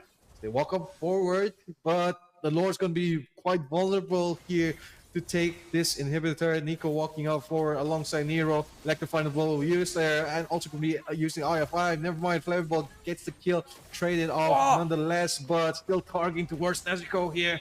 It's just going to be Nico here to try to maybe finish off the game, but it's just one Shang'e up against 3 bulky heroes here who dual fail in clearing this mid lane as third pulse. I don't know if you noticed, but Wendy completely melted down one and before she even got that crossbow of tank. What can you do when you're locked in by that Imperial Justice? Not much. You cannot purify it, you cannot immune it. Only with a certain amount of heroes you can. Yeah, I mean, even if you remove it, like, she already has the follow-up stun here with skill 1s, which, again, so much burst potential from the magic side. At least if you're 1-1, you only have a Wind of Nature to remove that physical damage, which, I mean, Wendy doesn't have. Indeed, I mean, Wendy does have a lot of catch-up possibilities. But right now, the Lord is about to spawn in again 55 seconds. Morocco has the map advantage. They have a little bit more vision. They have the third advantage as well. So one mistake from Ghana could lead to the game being and Nico picking up the magical power potion, just allowing her to have that extra CDR, extra magic power as well. But still, 35 seconds to Lord. Are we going to see a possible backdoor? Maybe perhaps could happen. I mean, we saw minions put out the work here for the top and mid lane, and even taking down the bot lane turrets here all alongside. We see the split push potential for Morocco is so much so. I mean, Ghana has to at least split up some resources to defend all those lanes. That's correct. They have to send an answer towards the Moroccan push, but even so, 10 seconds the Lord. They have the Lord positioning. 4 people in the base. Sylvana is the only one venturing outside their safe spot. But the Lord is evolved. He's gonna be a tier 3 Lord, allowing him to do a ton more damage, allowing him to be extremely tanky, and not having the charge abilities on the next, of course, but still 60,000 HP cut down in half is about 30,000 damage. That can be possibly tanked, and that's a huge amount. Even so, we're gonna see a lot of heroes trying to look up for an after Lord fight. Yeah, although this next fight is gonna be make it or break for side of Ghana here. Minions pushing down, enhanced minions here, none to boot. And with the Lord pushing down mid lane, it just might be it for Ghana if they're not able to defend this. I mean, it might indeed be. The Lord is gonna march down the mid lane. Amun is gonna taunt a little bit by recalling magic power bot by Wendy up as well. Chang is gonna be on the top lane, killing the Duende if the Lord is gonna advance by its own. I mean, that's a pretty bad sync up of the waves. Yeah, just might make it right in time though. Nero just go for a dive here. Eye for an eye, not even be used there. So much power control coming from Ghana here as they try to maybe finish off the game, but Mlbb just has too much burst damage. With your shower. Killing spree. As wait, hang on. Nico picks up 2 though. Nonetheless, try to push forward and the shards there onwards. Starlight just deleting Nico off the face of the planet as he gets a maniac. For the side of Ghana successfully defending this. They need to end the game though. They need the minions. They need to push out one of these lanes if they want to maybe make a future into winning this game. Perhaps series is on the line here. Scarlet X has to defend this mid lane being pushed right now by Earthel and Aurora. But once again, looking at that fight, so much burst coming in from this Amon. Indeed, Amon had a lot of burst allowing him to get a maniac, and just having that killing spree itemization, that killing spree emblem, just allowing the chasing up and down and up and down, up and down, and healing himself meanwhile fighting. Even so, they are marching down the mid lane as we are seeing right now on the camera. No one is up to defend. The turret is about to get melted down. The wave is there. 5 seconds, the nearest person spawn in again. Like the final blow, they're gonna be freeze there instead. Let's try to use it. Yeah, let's try and right here. Just gonna be winter crowning it to maybe immune all of that. Meteor Shard clearing it out. As supposed to flicker also. Nonetheless, Minji solo on HP. Pushes out a vengeance once again. All members of Side Morocco wanting to defend this. They are out for blood right now, but Ghana, getting the message, are already recalling back to the base. 20 seconds to the nearest lower. 23 minutes in. 23 kills to 17. Ghana is in the lead. One bad team fight and it could lead to Morocco's dream, but in the top, we're going to see a 1v2. Hang on, Wendy. It's going to be enough here. Final blow to use also alongside Wendy solo on HP. Nico finally getting shut down. The shards! Oh my god! That's too late as the crossbow tank immutes it. Going on towards the rest of the members of Ghana. Mlbb going to next target. Nico getting killed. 3 members left. Already taken down. It's just going to be the Veta and Minji here. Wrath of the Ride use, but just so low on HP. Just one Belric with immortality. Minions pushing down. Members of Morocco pushing down. They clear off the siege minion, and it's just gonna be over here for them folks here. You try to defend just one Belric, just 1-3 up against the Moroccan Fury here as they get the game number 2 and take the series by a storm. Incredible back coming in from Ghana, but it was not enough to deter Morocco from getting that perfect play coming in from Nezuko. That perfect crossbow of time saved them the game. If she wouldn't have gotten that mark on Amon, I think it would have been completely over, Linwell. Yeah, definitely. I mean, Amon was the one who, again, gave Ghana the advantage in most of those fights. Very untargetable, and nonetheless, I mean, Morocco was most of the fight, I guess, pressuring their forces on towards either the Esmeralda, onto the, Wendy here with the Savannah, or even the Aurora, which again left the Amon unchecked, which finally he did get marked there and give him the victory for that fight. I mean, the Amon got marked down 3 times during the entire game, allowing him to have an extra big advantage, just allowing him to farm a lot. He got a few turtle objects and a few turrets as well, just getting a lot of farm in. Look at Wendy, so tanky. Yeah. Vengeance, a lot of burst here from the spiral strangling. Energy as well. Look at that, just overhealing the damage. Crossbow thing, just not enough there. And if he tries to push on forward, it's just gonna be a face full of arrows from Flambeau here. Which, again, that. Look at damage. Yeah. Ghana's teamfight potential was very high, but then again, it's not enough. As Morocco's instead. I mean, can we call this a hyper carry by Nezuko? I think by Neko. Oh, yeah, definitely. I mean, yeah. She Neko was alive. pushed a lot of the towers, a lot of the waves, got a few important kills in defending. While Team Ghana was marching down the mid lane, I mean, she killed Flammable, her best pusher on the team. True. Even they're getting 2 double kill shutdowns, I believe so. In the last moment here, quite a great. I mean, if Neko falls, the entire team of Morocco is gonna fall. You know, she's just a cornerstone for their side. Indeed, but here we're gonna see the Amon getting a ton of damage with those, endless shards. A maniac. Yeah, it's not enough though. And here, look, here is the moment. Boom! So good there. Even taking down Flammable to immortality there is just so good. Not giving an opportunity, even maybe out heal or out immune all of that burst damage, which again, Morocco taking it up after that. Indeed, they're gonna take down that victory with a 2-0 sweep. Ghana almost turned it around, but was not enough. Look at the damage and the total healing from the Sylvana. Man, oh man. 69,000 total healing, 142,000 coming from the Changi, 133 from Nezuko. Yeah. I mean, you can see the damage graphs right here. So much damage being dealt, so much damage being healed even by the one. Look at Angela's total healing, 91,000, but Hardguard really saved them a lot. Even so, every single member of Team Morocco had a lot of healing.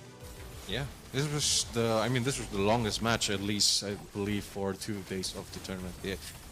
Nonetheless, I mean, that was quite the cinema there presented by South Morocco here, taking the dub and taking the victory. And I like the fact that Nezuko adapted by switching out the Wind of Nature here, which didn't really work out to the Rose Goal. So again, giving that extra magic defense, it's not much, but just enough to prolong your life span.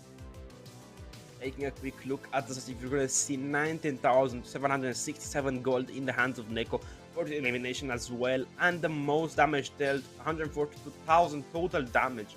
The Changi mid lane, the split push monster, and huge props to Minji, 19 assists with a pretty good 1-3 KDA. She made some amazing plays in combination with Duetta, and as well, look at damage dealt to towers, 40,000 total damage from Morocco and 19,000 from Ghana. I mean, just a Changi putting in a lot of elbow grease. Damage taken per minute. Look at that graph. Holy moly there, folks. That is just insane. Like 90k difference, and even to the fact that it's double. Yeah, it's almost double the amount. The basically triple. Double. Yeah, triple here in this case. But yeah, I mean, crazy showcase from inside Morocco. Ghana almost went in for a reverse sweep, but again, just not enough pressure there. No inhibitor turrets in their side, no minions to push out those lanes. If they did, they just only got one, which is not enough to maybe end out the game for them instead. Oh, I mean, Morocco taking the win for that here. So I'm really interested to see the next one, isn't it right, Skola? I mean, the next game is gonna be extremely exciting. I cannot wait to share it. However, I mean, we have to give huge props to Morocco, huge props to Ghana for making it this far in one of the best tournaments in the world. I mean, sometimes, you know, you have to think about it. Yeah, even you have to stay together as a team. I think Morocco has a pretty good chance of making it even further if they stay together as a team. Same with Ghana. They had a lot of teamfight potential. They had a pretty good synergy with Scarletta on the jungle, just allowing her to get a maniac during that game. It's impressive. Yeah, I mean, the drafting also pretty solid. Counter the dive potential for Morocco. I mean, Esmeralda and Vendetta didn't have any room to breathe. Surely the immune one, maybe one ultimate, but again, it's just a barrage of crowd control coming in from South Ghana. That is indeed true, Mr. Linwell. It was an exciting series, but who knows what's gonna happen in the second series of the day. But for now, we're gonna still keep it a secret. We're gonna go on a kind of long break. We apologize for the long breaks, but still we have to give the players a little bit of chance to recover after this amazing series. We're gonna catch you right after it ends.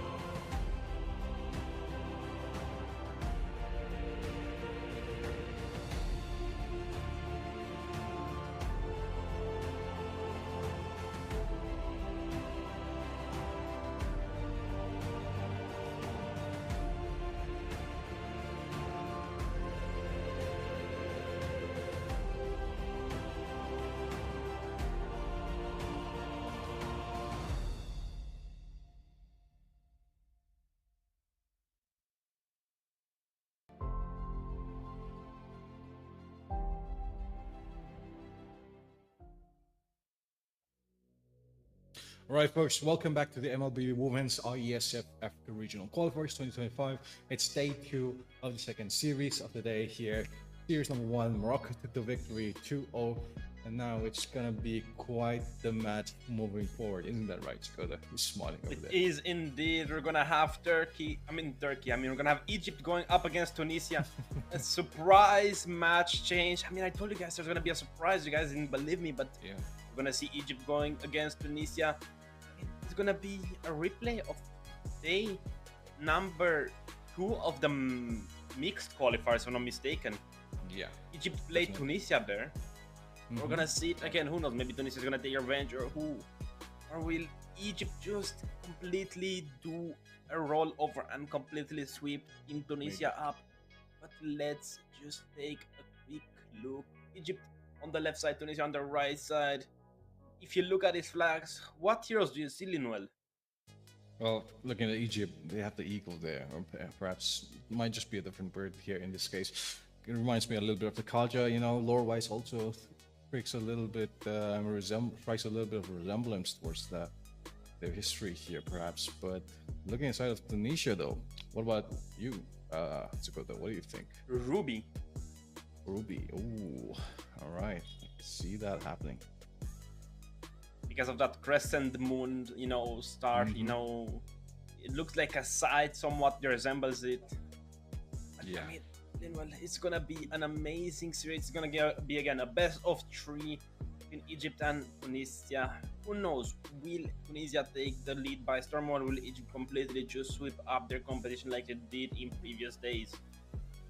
No, definitely. We'll have to wait and witness though. But first, gonna be taking a look at the roster once again from day 1. Still same nonetheless. From the top is gonna be Sunlight, Yui, Velvet, Nusi, or Nucky here with Finn here alongside. And names are gonna be present as Engi Beshay, Rawand Farouk, Adil Feto, Norhan Arafa, Ala Ibrahim. And yeah, great opportunity to look at these players here right now. You mentioned Velvet also being a key playmaker for these teams later on. So interested to see what they have, I guess, planned out for Tunisia. Is that right, Mr. Zakota? It is indeed. We saw Sunlight as well on day number 1 on that Yisun Shin. She had extremely good prowess, extremely good, yin yang. She just played it well. So did all the members of Team Egypt. They were against the previous winners of the last years. They were against Morocco, but this time they're going to be against Tunisia.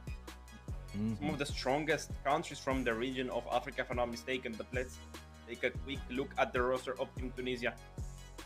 Raven, Kaisar, Marie, Suki, and maybe Baby. Suad Jerby, Lina Baroka, Mariam Majob, Yasser Riggs, Yasser Kalia. A few interesting names. Kaisar.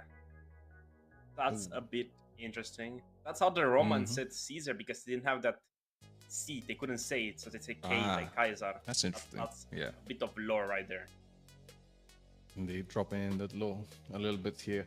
And since we did see Tunisia play at least yesterday. They went up against Algeria, took the sweep off of them, and then now facing off against Egypt at least. Safe to say, this is going to be an interesting matchup to say at least how Tunisia adapts towards Egypt's lineup. It is indeed going to be a thing to be witnessed. I can't wait to see what they're going to pull up with. I'm expecting to see again the Yisun Shin, the Kimi, the Farsha, these Speaks, the Uranus, possibly even the Lapu Lapu has been rising a lot in popularity. He's a pretty strong hero, nonetheless. But what are you expecting Team Tunisia to pick? What are you expecting them to draft? Are you expecting something unique, something new? Oh, maybe a little bit unique might be an option. Nonetheless, though, I think they're going to be having a pretty solid idea of the current meta, at least, I believe. The main question, though, is if it is going to be enough to counter Egypt's drafting skills. Because, again, I feel like Egypt has an upper hand over most of these teams, at least with their player base having, I guess, better experience and in most of the tournaments up against different regions, right? I mean, I can see what you're doing, but I think in Egypt is Falcons Vega, if I'm not mistaken, so they have a pretty good reputation behind them. Who knows, maybe they're gonna take this entire thing by a sweep. I mean, honestly, not to sound a little bit, how can I say this? Prejudice? Bias, I guess, yes. But I think Egypt is gonna take this by a complete and utter landslide sweep. I mean, 2-0, I'm calling it right now. They just have a little bit more experience than Tunisia does, but still, I cannot wait to get into the drafts, Mr. Sumating Lukiham. It's gonna be interesting. Yeah, very well indeed, Mr. Andre Tarifa.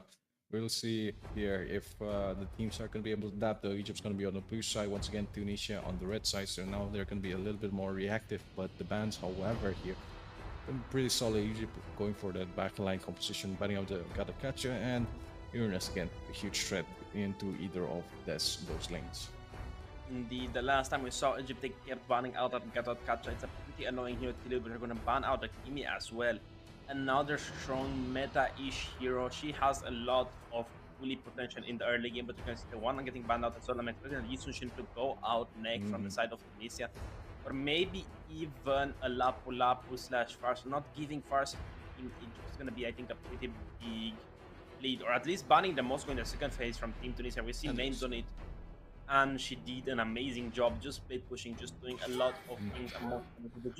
On the base, just get banned out. Not giving Tunisia the room to breathe, using that Angela Ling combination, which is possible. Angela Esmeralda, we've seen a little bit of, and Angela 1-1. I mean, 1 is banned out, but still, Angela pretty strong hero. That's true. Yep, and if they do go for the Moscow, they still have maybe an option to counter with the Kalea and maybe a strong burst marksman, because again, we've seen the Moscow being checked out and being always kept in mind whenever the lane with push is an option for the opposing team, which again, definitely is a great answer. Nonetheless, though, if it's fan, then again, they don't have to think of that. Nonetheless, still, Tunisia banning. What are they going to ban here? Think about it. Xunshin? I'm thinking Xunshin or maybe Explainer. I mean, it all depends on what they're thinking about the draft. What are they allowing in Egypt? A no ban. Ooh, okay, a no ban going from the side of Tunisia. Yep. But I guess maybe this is a strategy also in mind. You give Egypt one hero, but you're gonna get 2 back on their revenge nonetheless. I mean, like you said earlier, the Moscow ban or maybe an XP laner could have been quite good at least in deciding what they want to go for a pick. Arlet also has been hovered over a lot recently, but I don't know if these teams want to lock it in. So thinking about it, I mean, Zagota, if you were on the side of Tunisia, how would you draft against Egypt? Because we've seen what they're capable of. I mean, Egypt is either going to take the fast or the Xunshin. If they don't take the fast, I'm going to take the fast on the first pick phase, or the Zetian or the Jukshin. These 3 have to go. Yeah. You're going to see Yui pick up that Jukshin, leaving out the Xunshin, which is an extremely good counter into the Jukshin, just allowing him to have that fleet that can stand, that can do a ton of damage, that fleet bombardment. And you know, you have a lot of vision, I mean, and playmaking potential. With the Farsa here, you have a little bit of a bigger chance to burst down Jukshin, but however, if you think about the kind of direct counter, Lancelot, on the other hand, is again another pretty great pick if you're thinking about banning that Xunshin in the second ban phase. What is Tunisia's gonna pick? Are they gonna go for the Martin? Are they gonna go for the Rome? Are they gonna go for the possibly Kalea? The Foveos? Okay. I mean, now showing huge dominance here with the XP laner and frontline. Maybe have capability to dive for the backline with the flicker skill too. Just, you know, provide such a great opportunity for your team. But Egypt, on the other hand, could counter break. Like you said, Kalea is still open here. Barstar still open.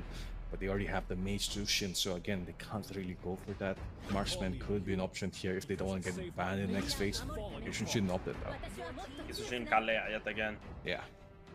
I mean, it's extremely good draft so far, but what is Tunisia gonna respond with? Are they gonna go with the Marksman and just ban them out in the second phase? Or are they gonna go with the Mage and not risk them getting banned out? The Wood Zetian is still out, Barsha still out. What else is there left on the table for Team Tunisia? Maybe the Minotaur is in their fortune? Maybe. I mean, I could see a world where that happens, but I don't really think if Egypt are going to be thinking about banning the Minotaur here. More so, maybe getting their teammates in a better spot, because right now they have majority utility heroes who have such a great map presence, but Fires are being locked in. I mean, this is just going to solidify the bans here in the next phase. Marksman bans from South Tunisia, because they want to get a good first pick here in the second place. Need some stitches? I mean, there indeed is the first style I was talking about, just allowing them to do a ton more extra range damage. And the Melissa is going to get banned out, allowing maybe just give an idea to what Team Tunisia is going to try to keep. Banning out Melissa is going to suggest that they want to go for a dive team composition. They're going to go for maybe a Kufra on that XP, or for their own position, my apologies. Even so, what is their goal gonna be? Moscow and Iritel is still open. Nathan Harvard still pretty strong picks. If I was Egypt, I'd focus on banning the Martin. I don't wanna pick, because you're gonna have the second pick, and I don't think Team Tunisia is gonna go for the Moscow. Definitely so. And with Moscow, you're gonna be forced to take the Purify, and again, you need the extra range with the Flicker, which will be forced to play pretty safe. Unless so, but like you called out earlier, Egypt gonna be banning out the Minotaur instead, which is a little surprising for me, I'd say, but does make sense again against the Kalia. So, I mean, what else is there? Ufra to be picked? I don't think Team Tunisia is gonna go for the Kufra, but they're gonna ban out the Arlot. I mean, that's just gonna reveal that Egypt is gonna probably go for the Lapu Lapu / Yuzhong. I mean, I'd like the Yuzhong or the CC in this team composition. The Carmilla is gonna get banned out, just showing that they don't want that annoying lock chain reaction, just giving that Farsa a lot more range to work, a lot more room to play with. And I mean, the Arlot ban is a pretty good breathing room in the Farsa, because you're not gonna get jumped. However, you still have the Lapu Lapu, you still have the Yuzhong, you still have the Badang, extremely 3 good picks, you still have the CC, another good one.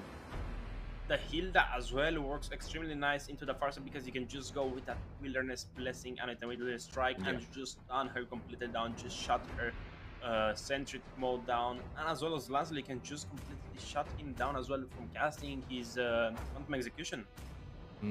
That's true. That's very well true indeed. But still thinking about it, maybe could opt out. I mean, it's gotta be a marksman pick in this case. No. Oh, okay. Giving the leeway of the last pick for maybe countering Egypt's composition. Down pretty solid in this case, but nonetheless can be marked down pretty much by the Kalea. Can take the blows though, so again, not a lot of bursts coming from Egypt. So I mean, these final 2 picks will be determining how those team fights are going to be going, and what are we expecting though from the marksman here? Moscow. Moscow's Merle is a pretty good pick. Phobius is gonna get a pretty decent counter into Esmeralda, but both of them go the same way, because Phobius gets a little bit of a shield when he casts his ultimate as well, you know. His chase ability, and you get the Badang with the second skill as well. But there's the Moscow I was talking about, just allowing them to have a bigger speed potential. The team of Egypt looks very similar to the day draft, the draft of day number 1. My apologies again.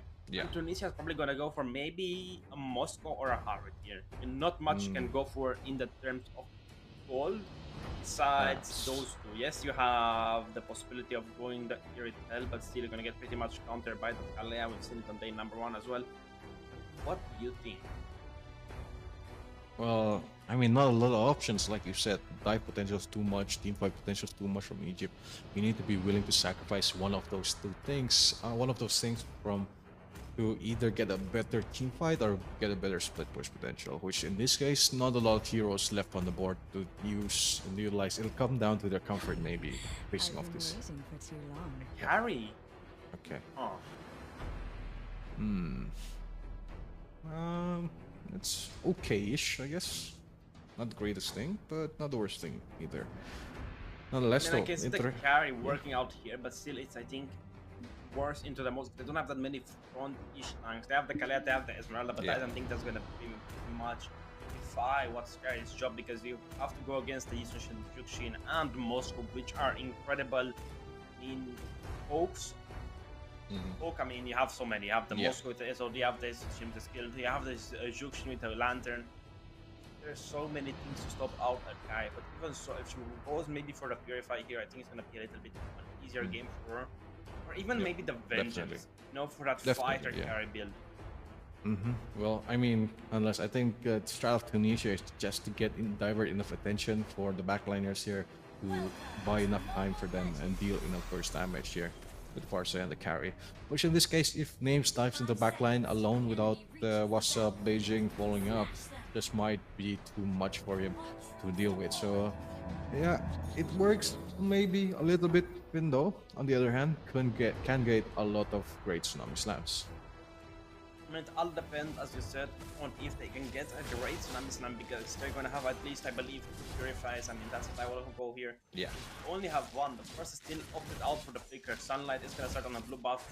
Yeah, Iesf is going to start on that red buff. Gen G, what a throwback to last year.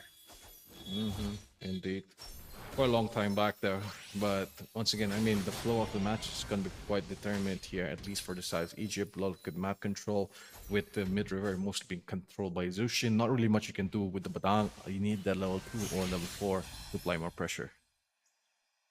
Indeed, with the Badang, as soon as you get that rock wall up, it's just going to allow you to front a little bit more damage. It's going to give you an overshot as well. But even so, we're gonna see Min going for the Little Wonder, or at least just giving it to Yui, allowing her to have that extra travel speed on the river and the mana regeneration that it provides. I believe 1% per second, if I'm not mistaken. Yeah. But even so, Suki is indeed losing the trade against Wasa Beijing. In the bottom, we're gonna see a little bit pressure putting from the Moscow guys. The Kaldea just giving a lot of vision. Isaac. Knockup coming in. Yeah. Well, damage burst coming on towards Isaac here once again. Dashing in, dashing out. Roxy gonna be the main target alongside with Sunlight here, who is gonna be flickering out to maybe safety. Not enough burst potential. Go charges up. Oh, cancel it right in the nick of time with the Fist Wind here. And instead, going to be prioritizing or Yoto Hime, who is quite vulnerable. Purify, just not enough to escape that engage. Indeed, but in the bot lane, we're gonna see the Moscow taking advantage of the time bot by his jungler by killing Yoto Hime. And they're gonna get a free turtle object. I don't believe it's gonna be contested a lot. Gen Chi Isaac is gonna get found out in the bot by What's Up Beijing. Yui is gonna get a lot of shit as well, but well, walking up, there's gonna be Starfall moving on towards the backline as in Turtle's pursuit goes on towards Yui. So long HP, SOD gonna be landing though. No, never mind, missing it out. There's gonna be a lot of bursts coming from the demonic wave there as Yuki is gonna be trying to mark him down here. Suki, although on the other hand, unsure coming from Iesf, but that's not enough as Egypt takes one more down. 2-for-1 trade.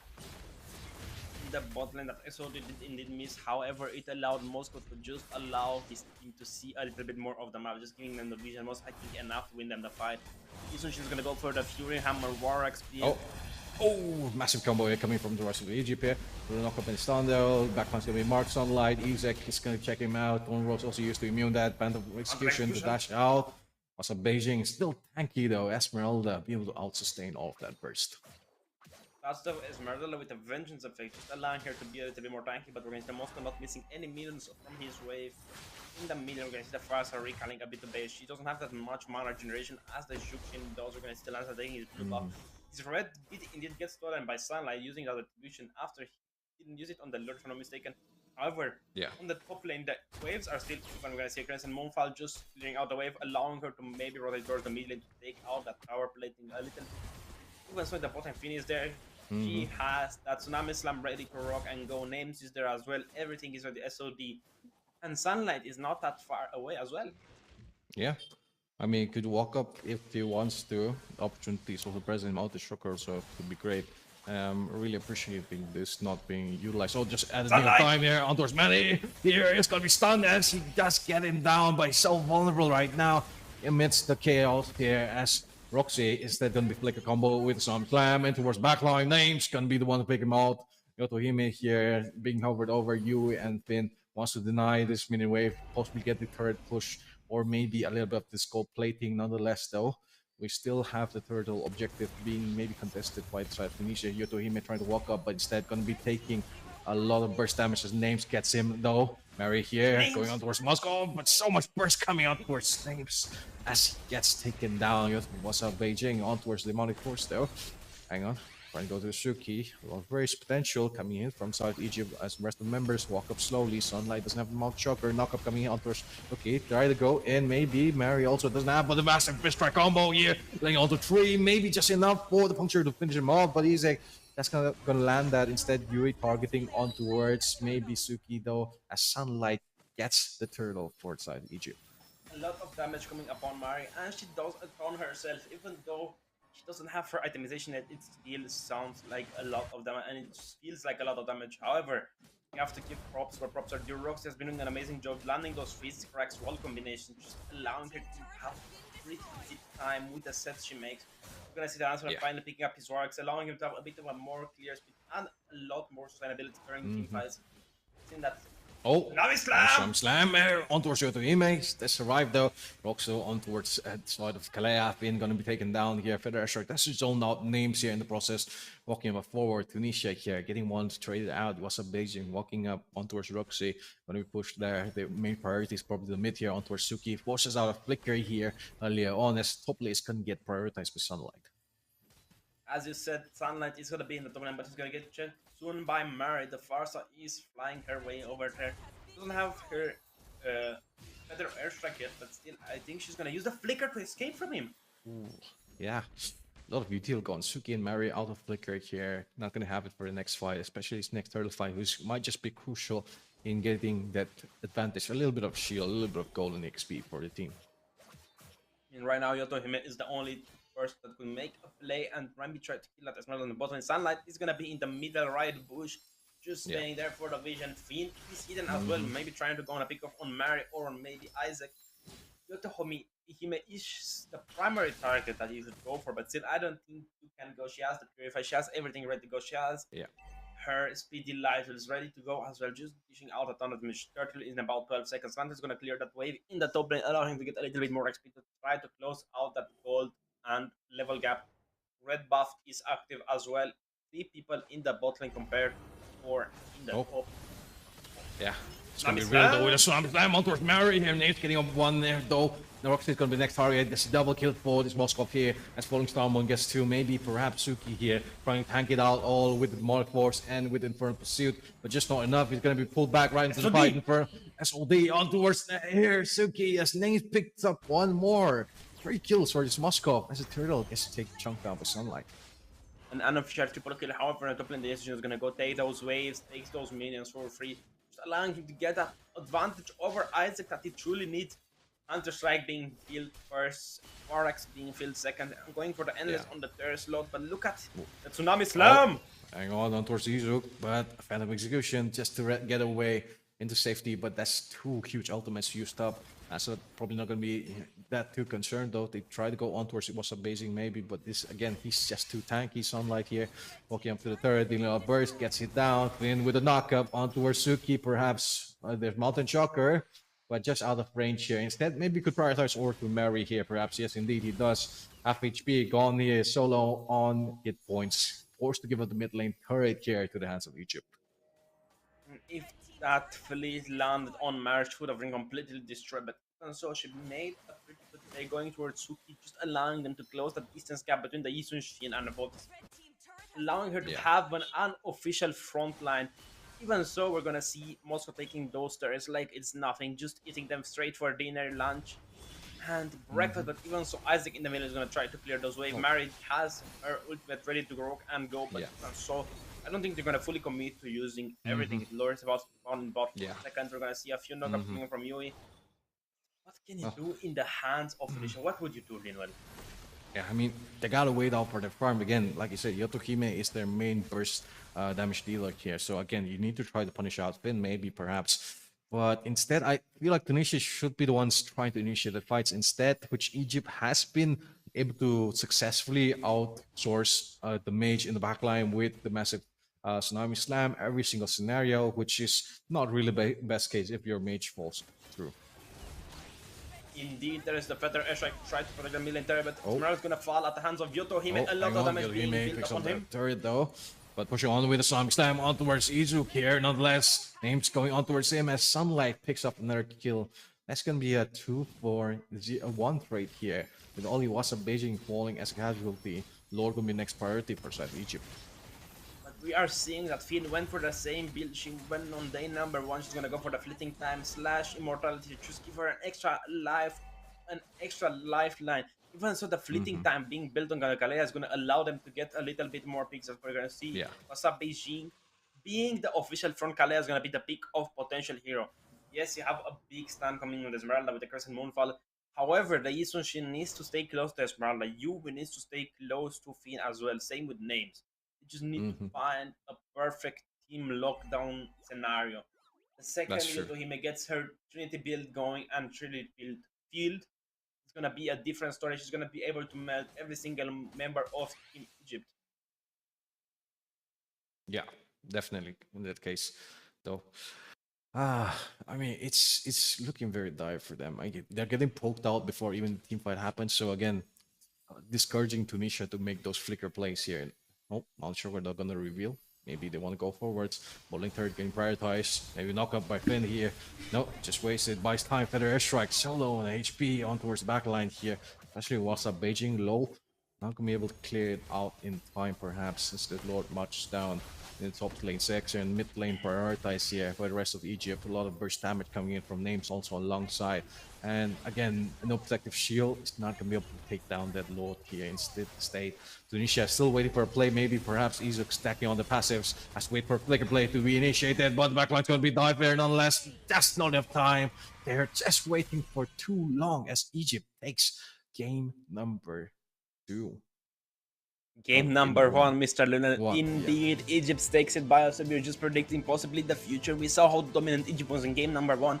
But will game number 2 be a different story? Will Tunisia turn it around for themselves? We have to give props to Finn. She made a lot of amazing plays just opening the map. But let's take a quick look at the lights where we could possibly see what's happening. The first blood going onto Yotohime. The SOD is missing a lot, but still look at Finn. Just in their faces, not one bit scared. Tsunami Slam. Yeah, I mean, he was just not targeted much in this case. I mean, Suzuki with the demonic wave could maybe cancel it out, but again, every single time backline is vulnerable, you clear it out, and then Egypt just ran through with it. I mean, Red couldn't do anything. They couldn't turn it around. Yotohime survived. Look at this though. I think Names tried to maybe go for a kill on Mara as well, but he didn't get his passive back. Yeah. And she didn't get his pass, but even so, the turtle fights were going all in the favor of Team Egypt. Sunlight was just getting a free turtle rain whenever she wanted to go for it. However, in the later games, we saw Yotohime just escaping, using those damage to her advantage. Look at that first. Still though. I mean, if the fist break was angled a little bit more differently, I believe Moscow could have got caught in the range still. Nitpicking a little bit on that because again, Egypt got away with so much plays here, so much aggressiveness, which again in their favor, yeah, went along, but in Tunisia's favor, I mean, didn't really mark it right correctly. I mean, the only guy doing anything is the Badang. They couldn't do more without him. If he had maybe a different jungle, I think it would have been a bit more supportive. That's why I like the Eastern Shin. You have range, you have good clear speed, you have a good ultimate, you have a stun. Lancelot just has damage and survivability. That's about it. He has no crowd control immunity besides his second skill if he can time it right, but even so, 11 minutes and 14 seconds long game. Most damage dealt is the most good, 41,000. I mean, from both sides, but even so, look at total healing dealt by the Emerald. I mean, 32,000 total healing in only 11 minutes is pretty much a lot. On a tank build, not nonetheless. First item, dominant size 10, blade armor to just deny the damage coming from carry as well from Lancelot. I mean, what more can you wish from a frontliner? Indeed, very much so. And like, speaking of dives here, like you said, Lancelot there gonna be marked down a lot by the Kalea. If you try to dive in, I mean, Tsunami Slam gonna be marking in. And again, Parsa carry can't really position if they're getting knocked up by either Kalea or getting stunned by Moskov here, who always dives in the backline if the positioning is right. And again, nothing much you can really do at that point with how much of a goal lead and EXP lead Egypt had at that point of the game, right? Indeed, Egypt just had a very good early game advantage, but let's take a quick look at the other statistics. The most gold in the game, the ATM is going to be names 9,836 gold, most elimination names again at 5, most damage dealt names again at 41,575. The most is going over to Fiend. No damage dealt at all from the team of Tunisia, no Turtle, Lord / Turret. All are going the side of Egypt. The most gold obtained per minute goes to the side of Egypt at 6,758 to the 4,700 of Tunisia. A lot of damage taken from the side of Egypt. Compare the side of Tunisia as well. The gold obtained from minions and crypts is marginally higher on the side of Egypt. You usually see it that straight in the middle, just a few hundred gold difference, but this is 3,000 we're talking about, 3,300. Yeah, there's a lot of gold coming in. And I mean, this is very difficult with Tunisia. At least, I mean, you can probably think of a different strategy later on here, or at least prioritize a different step of plan, at least moving towards either of the objectives, because again, Egypt just had so much free gold and XP with either the turrets, with either the turtle or lord, or even sometimes diving in and invading the side of the jungle for Tunisia, which again, not the greatest thing.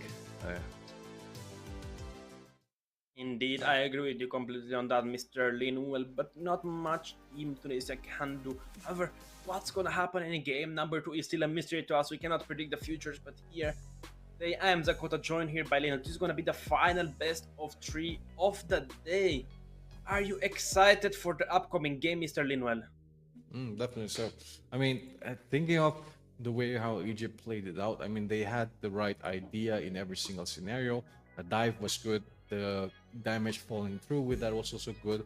The only thing, like you said earlier, was names again being a little bit over aggressive, because I want to aim the game pretty quickly. Like she's just thinking that probably, and then diving in onto the Farsa, maybe even onto very risky positions, but still had the flicker to maybe bail her out into safety. So again, it's 50-50 on that. Nonetheless, though, I mean, Tunisia here, what can they really do again? To change up the pace here, probably ban out the Kalea if you don't have the greatest answer. If they are on the blue side, however, I mean, they could take it for themselves. I mean, it all depends on what the drafter from the side of Tunisia is thinking about. They have to respect some of the balance. They have to respect the Iesf. However, in this extremely hot summer heat, you can't really think about anything else. You just want to get it done and over. You stay near air conditioner, you're trying to get cool, you're trying to do something extremely cold just to relax yourself. You have to do this. That's why we're going to give our players a short little break. They're going to be right back after.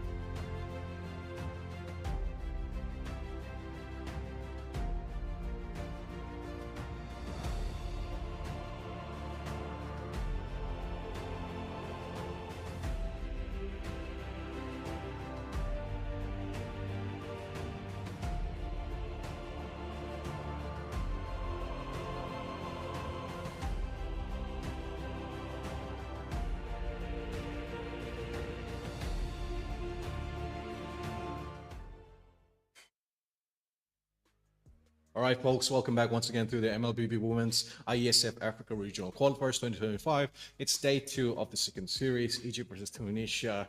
Egypt taking the first victory on to match point. Will Tunisia be able to make a comeback? While we wait to see what happens as we find out. I mean, as you say, Mr. Liner, will Tunisia turn it around for themselves, or will Egypt seal the deal and hit the head on the nail for the coffin, finally be shut down upon them? But still, this was a very first game. It was a proactive game coming in from Tunisia. They responded extremely well. However, the draft did like a little bit of thought. However, it was not that bad. I mean, just a few stunts were missing. The Badan was doing an amazing jump. However, the XP wasn't putting as much work as much as I was liked for him to do. Yeah. However, who knows? Maybe it's the first game. Maybe it's a bit of stage fright. Maybe they're just, not that comfortable with this extremely hot summer heat. I mean, they're in Africa and Egypt. I think there's 40 degrees Celsius there right now. Yeah, so it's extremely numbing hot. I mean, you have to think in that order. Imagine. I mean, the fingers are probably sweaty. Again, super hot unless they have air conditioner. Even if you have air conditioner, it's going to be pretty humid, I believe so. And again, staying in that condition. Yeah. I checked right now. In Egypt, it's a very cool 41 degrees, and in, let's see, Tunisia, weather is 32. In Tunisia, it's very cool actually. 32. Yeah. Pretty nice summer heat. But in Egypt, 41. Not that far from me. I'm at 37 degrees right now. You guys behind the production and next to me, you guys have an amazing time with a little bit of rain just cooling down the earth around you. Yep. Gotta be jealous, you have the Kadita gods blessing you. Yeah, definitely. So I guess, we did a little bit of rain dance here and then got the showers there nonetheless. But the temperatures though, that's something which is very curious, at least for Egypt here. They will be sweating balls right now. And then now at this point, still though on the upper hand. So maybe, could cool off their minds a little bit. Keep in mind though, folks, the temperature is in Celsius. So again, any of you Americans watching that, Fahrenheit, it's not really cool. It's extremely hot. Cool. Yeah, I can't wait to eat some watermelon out of my refrigerator right now. I put some to cool down to be extremely cold, because that's how I like it. It being juicy, cold, crunch. That's gonna be the perfect texture for a fruit in this extreme heat. And you guys should also take some precautions. Just make sure to drink some cool water, stay hydrated, eat something cool. Maybe eat an ice cream, Linwell. That's really good in this heat. You're just gonna cool yourself out, and it's gonna help yourself, be, let's say, more locked in with a new trend. You're gonna lock in for games, for ML, lock in for games. Maybe even if you're playing in the tournament right now, who knows? You just need to relax yourself. Definitely. So, and hopefully players are going to be relaxed here. In this case, Tunisia, they probably have to lock in at least their own to match point if they want to make things change a little bit here. I guess Egypt, they gotta think about and redraft their strategy, at least I believe so. Ban out the Yushin, ban out maybe possibly the Kalea if you can't really deal with it. Yeah. The Zukshin as well. The Moscow even, possibly. Ban everything they drafted. Leave them with nothing to draft. Pick something good for yourself. I believe Team Tunisia is going to have the first pick this time around, if I'm not mistaken. Or will Egypt keep it going with the first pick luck? Linwell, if you're on the side of Tunisia, you'd ban definitely the Eastern, you'd ban the Kalea. What would be your third ban? Maybe the Minotaur? Maybe perhaps. We've seen Egypt play on the Minotaur before, but I think instead, like you said earlier, you gotta prioritize that Moscow, because again, team fight potential has just been too much of pressure for the side of Tunisia. So again, if they want to ban out the Minotaur, maybe in the second half, force Egypt to change up their strategy, put them out of their comfort, have to use their noggin behind their brain here to rethink a little bit as they are pushed on the edge. But who knows, Tunisia, if they stick around with their same draft. Wait, Linwell, I think behind you there's a guy skiing. Can you see the guy skiing behind you? Oh. Extremely old joke. I used to do this joke all the time whenever it's hot. I would tell my friends, look out there, there's a guy skiing, look at him. and they would look, in awe. Yeah. You believed it for a split second as well, but we're gonna get straight into the draw between Team Tunisia and Egypt in game number 2 of day number 2. Will Tunisia turn it around, or will Egypt seal the deal? We're gonna see Tunisia on the blue side, Egypt on the red side. First pick going to Tunisia. Yep. This time around, they can redraft and change their strategy here. Banning out the Kimi here on the other hand, so I guess could take off the Kalia for themselves in this case, though Egypt, unless they will be banning out those crucial first pick heroes here, not with the Uranus being taken out. Maybe even the Yishin Shin could be an option. What do you think, Scott? I mean, it all depends to what Team Tunisia is gonna try to draft for the roamer, because it's gonna be heavily reliant on that. I mean, I'd expect maybe a Calais to get picked up by Tunisia. As soon as I know that I can get Calais, I'm gonna think, they're gonna try to go for a pick of team composition. That's why you have the Wise. You have the Wise try to go for a pick. You have the fast rollers. You have those extremely good skills that can help you in a team. If you have Tracer, you have that skill to has long range, close range. Of the ultimate, the Monster Shocker reveals enemies around you, deals a ton of damage after that second phase. We're gonna see the one getting banned out. Expecting Egypt to follow through with maybe a jungler ban. I don't know. Perhaps Baksha decent enough here, at least I have to say. But I guess it's gonna leave the mages open, and as well as the Calais. I mean, what would Tunisia do? Would they ban out the Calais, or will they try to maybe go for a different set of draft? They have the first pick, as we know. What will Egypt respond with, though? Will they respond maybe with possibly a Matilda ban, or even a Matilda pick? We know Tunisia likes to play the support type heroes. We've seen the Andra getting banned out. We've seen them on day number 1 that in Egypt they like to ban the Matilda a little bit. Yeah, maybe, but I mean, Gainer 2, I don't really think they're gonna opt for that. In this case, though, I mean, if they do go for it, change my mind, I guess, perhaps. But that's surprising. Okay, wait. They're going for a backliner here. Strong, I guess. Where's the first pick? The first is gonna get banned down. Linwell, you are gonna be the bad luck that's gonna help Team Tunisia maybe turn it around.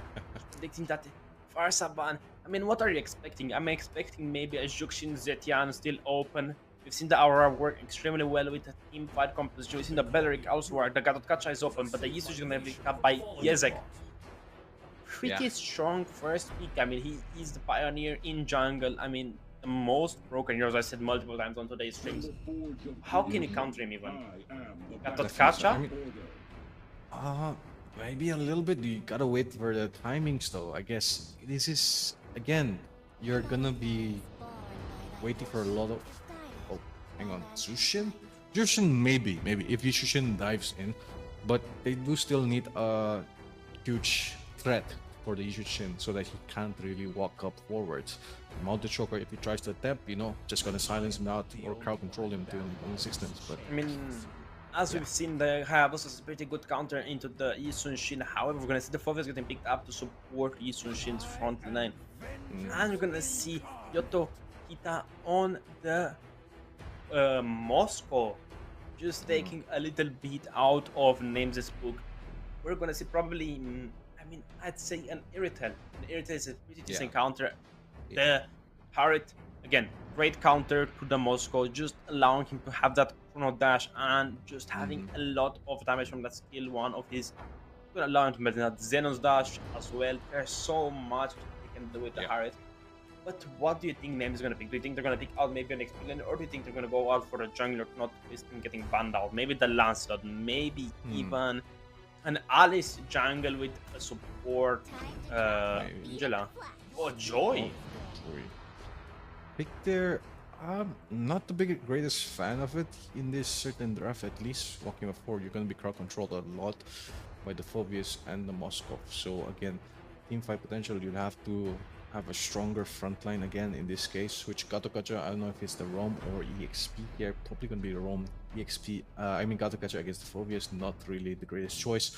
But now, again, the bans are going to be pretty solid for Tunisia. They got to mark down those front line or dive in XP at least, I guess, to give their opponents, I mean, or their teammates a better chance. Because again, Moskov is a pretty close range marksman.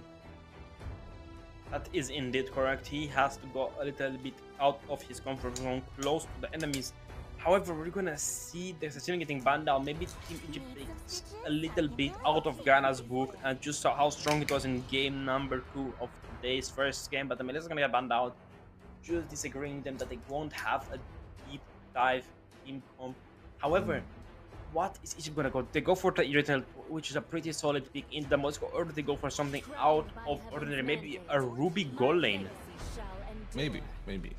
Could see a world where that works out, but then again, the damage is gonna be very reliant on towards this Joy. Perhaps maybe XP laner also has to be more bursty with either the Lapu Lapu or the Yuzhong. The Irrital. Oh, got banned out. Banned out. Is it gonna be a Ruby here, folks? Here. I think Zakoda would be very happy if she gets picked in this case.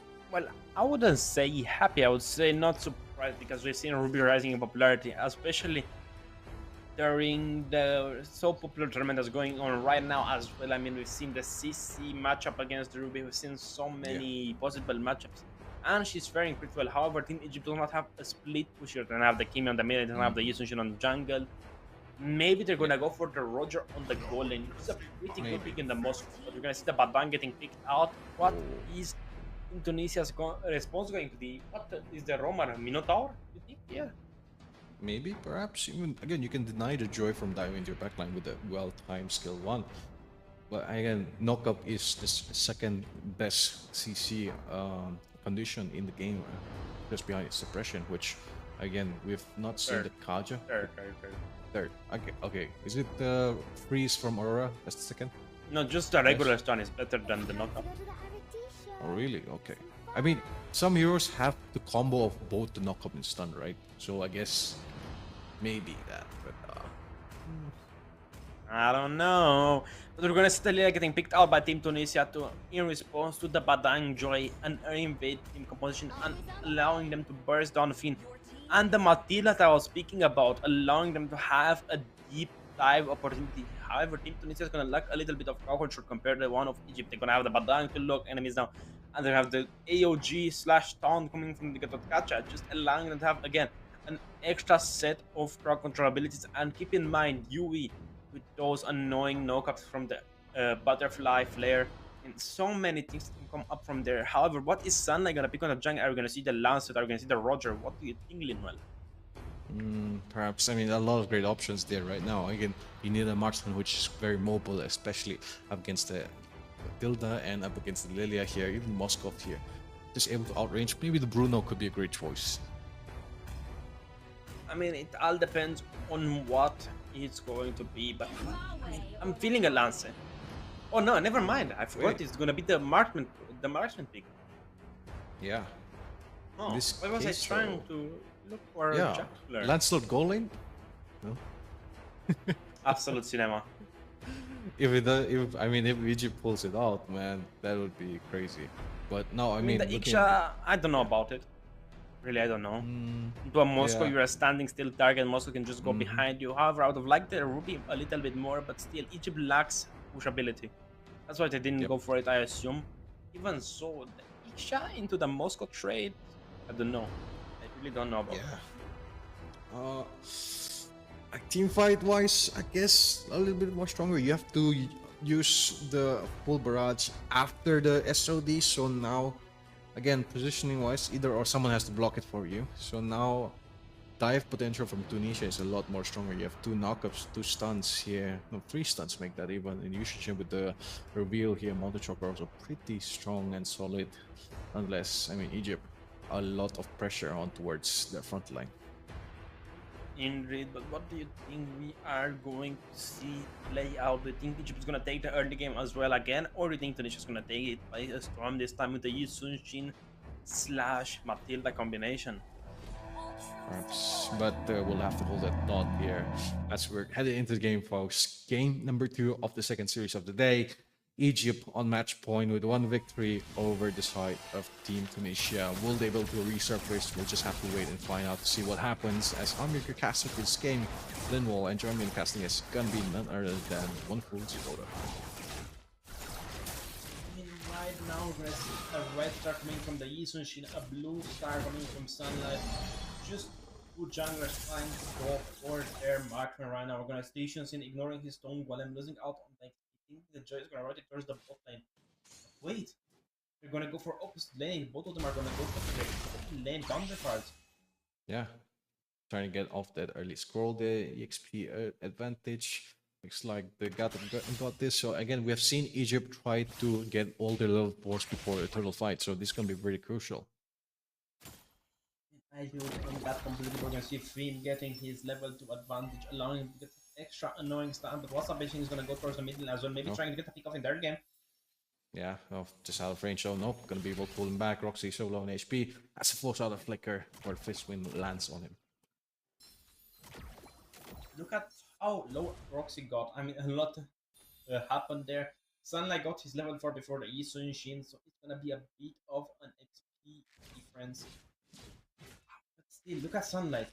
He's trying to maybe look at if idea is there as well. Big Sun coming in. Roxy, no dash. Oh, Sunlight could go in. No, play it safe. They're gonna be spawning in a matter of a few seconds or so here. They need to sync out the waves and get the level 4 advantage if they want. We have that leverage here. Finn also hovering over with Yui and was a Beijing clearing the mid wave instead. Get their force as Finn's crack is gonna be such a crucial make or break situation for the next fight. I mean, right now we are looking at a turtle spawn 2 minutes and 14 seconds in because the monster getting missed. Oh. Yep, barely creeps Electrifying there. Roxy could go in Sunlight here. A lot of burst damage coming on towards Roxy, but has to fall back as he ends it out. Sunlight being chopped down instead. ALG being landed. Also, there's 2 with the fist crack combo. As first blood goes to the hands of Finn, though.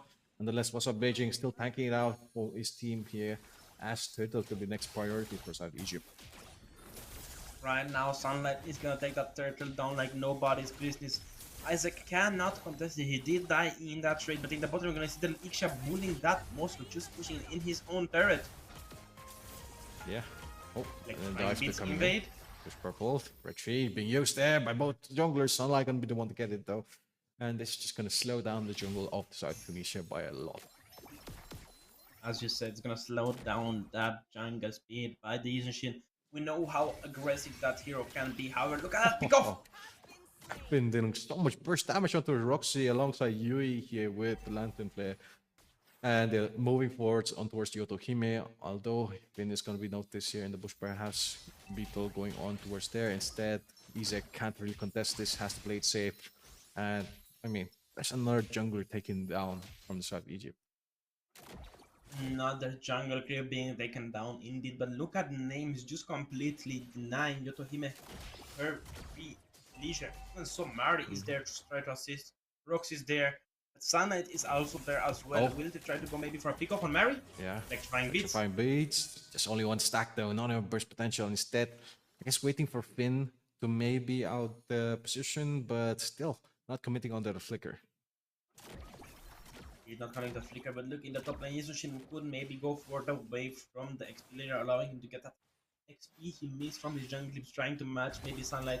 We're gonna see Nate picking up that C. Halberd, pick off! Oh, hang on, a massive taunt there. Mary not able to pop the black boots. Gonna be slain by WhatsApp Beijing. The 3 kills on the board for South Egypt as they go. Tunisia goes for a lane swap. That's the only thing you can do right now. Yeah. Look at Sunlight. Distribution. Oh, being shut down. Oh, just too late there. Choker also being popped, but Sunlight getting so much buffs stolen from the side of Tunisia here, and they are just getting the goal advantage. I mean, 4 seconds to the turtle spawning in. Yui has everything. Every single member of Egypt has everything besides Sunlight with the retribution, but Isaac just used his to create a breath of the jungle, allowing it maybe take that possible turret plating goal, but still 3 seconds I don't think is gonna be enough. Maybe try to go for a possible event, but the Gamkachu is gonna protect the buff, allowing him to travel, using maybe the AO to defend that turret. I mean, yeah, it's gonna get very well close enough. It's SOD being used in there towards purple buff being there instead. Iesf, yeah, dropping down to the turret here. A lot of burst potential, but no minions on tag. Instead, Egypt's gonna be the one to take down through in the top lane here. Wait for opportunity perhaps for the next engage. Finn here hovering over, still giving names the space needed for him to clear off the lanes. We're gonna see Finn picking up his Thunderbolt as well, just allowing him to tank a little bit more damage and slowing down his opponents. But even so, look at the kills he has on the roamer. He has 2 kills on himself. Yeah, wait, it goes for Flicker Blade. The most damage dealt. With the full barrage, still low in HP, allowing him to escape there. Pushes out the Flicker also, nonetheless. Flames checking down the turret though. Gonna have Mount Trap and maybe out of range with Fish Crack combo on towards Lilia here. Just enough for him to escape with the Black Boot. You're gonna be the next target, gonna be stunned there. Takes down Crimson Beacon, giving his space needed. Pulls out Flicker also on towards Roxy here. Perhaps no man like their name's gonna be target. But not gonna be committing towards it. Yotohime has to clear out the way in top lane. I don't know if you saw this, but Names just stayed in Moscow's SOD spot just to taunt him, saying, come here, I want you. I dare you even.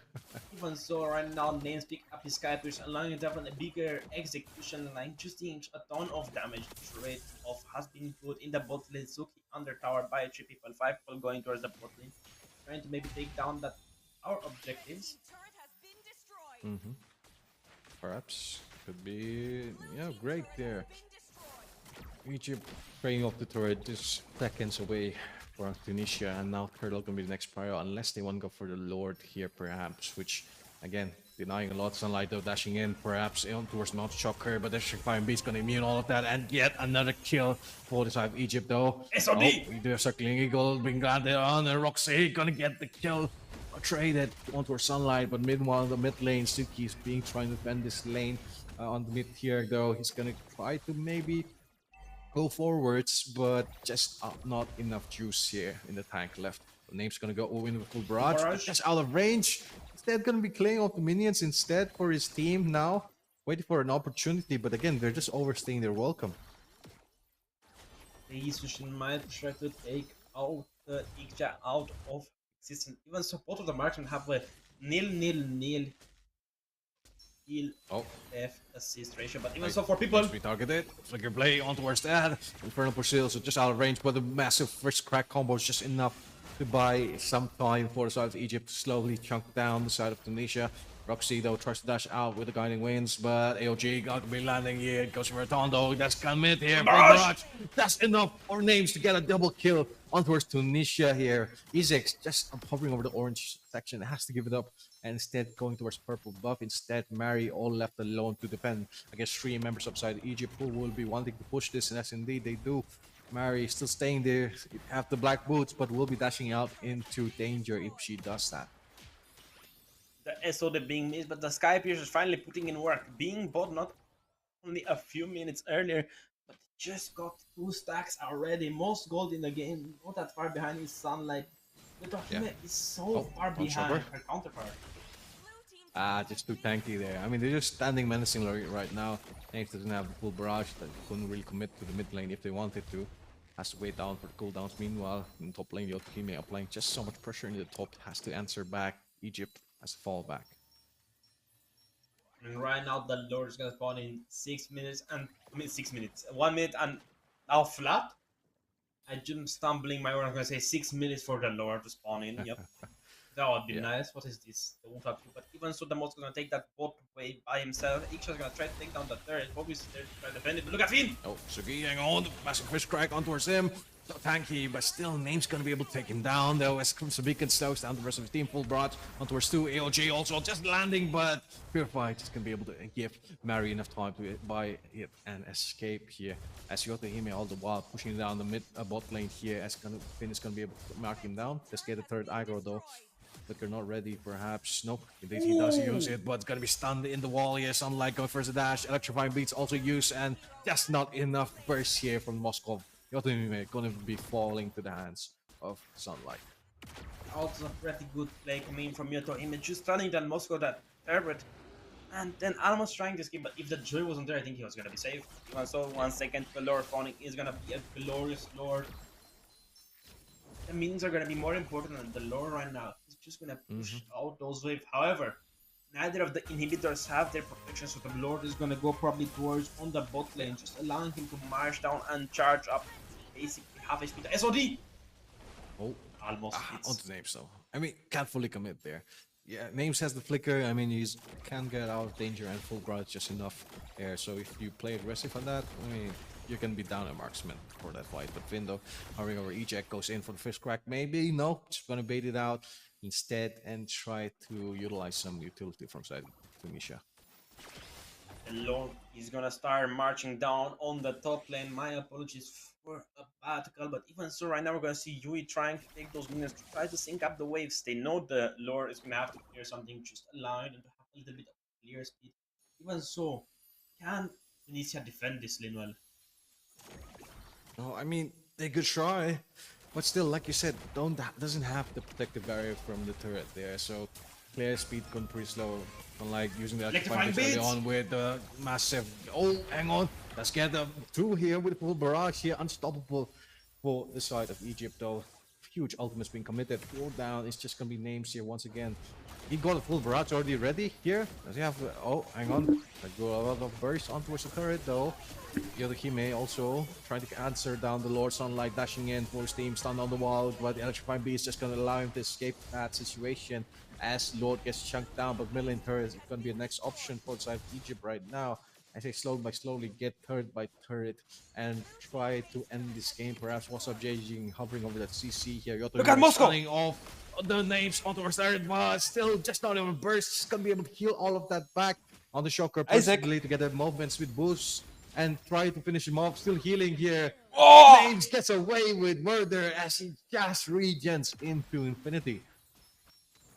That was a pretty good playing in from Yui, just stunning that Moscow at the exact time and just sustaining as much damage for Isaac as he could. I mean, names, amazing gameplay, just playing it out perfectly.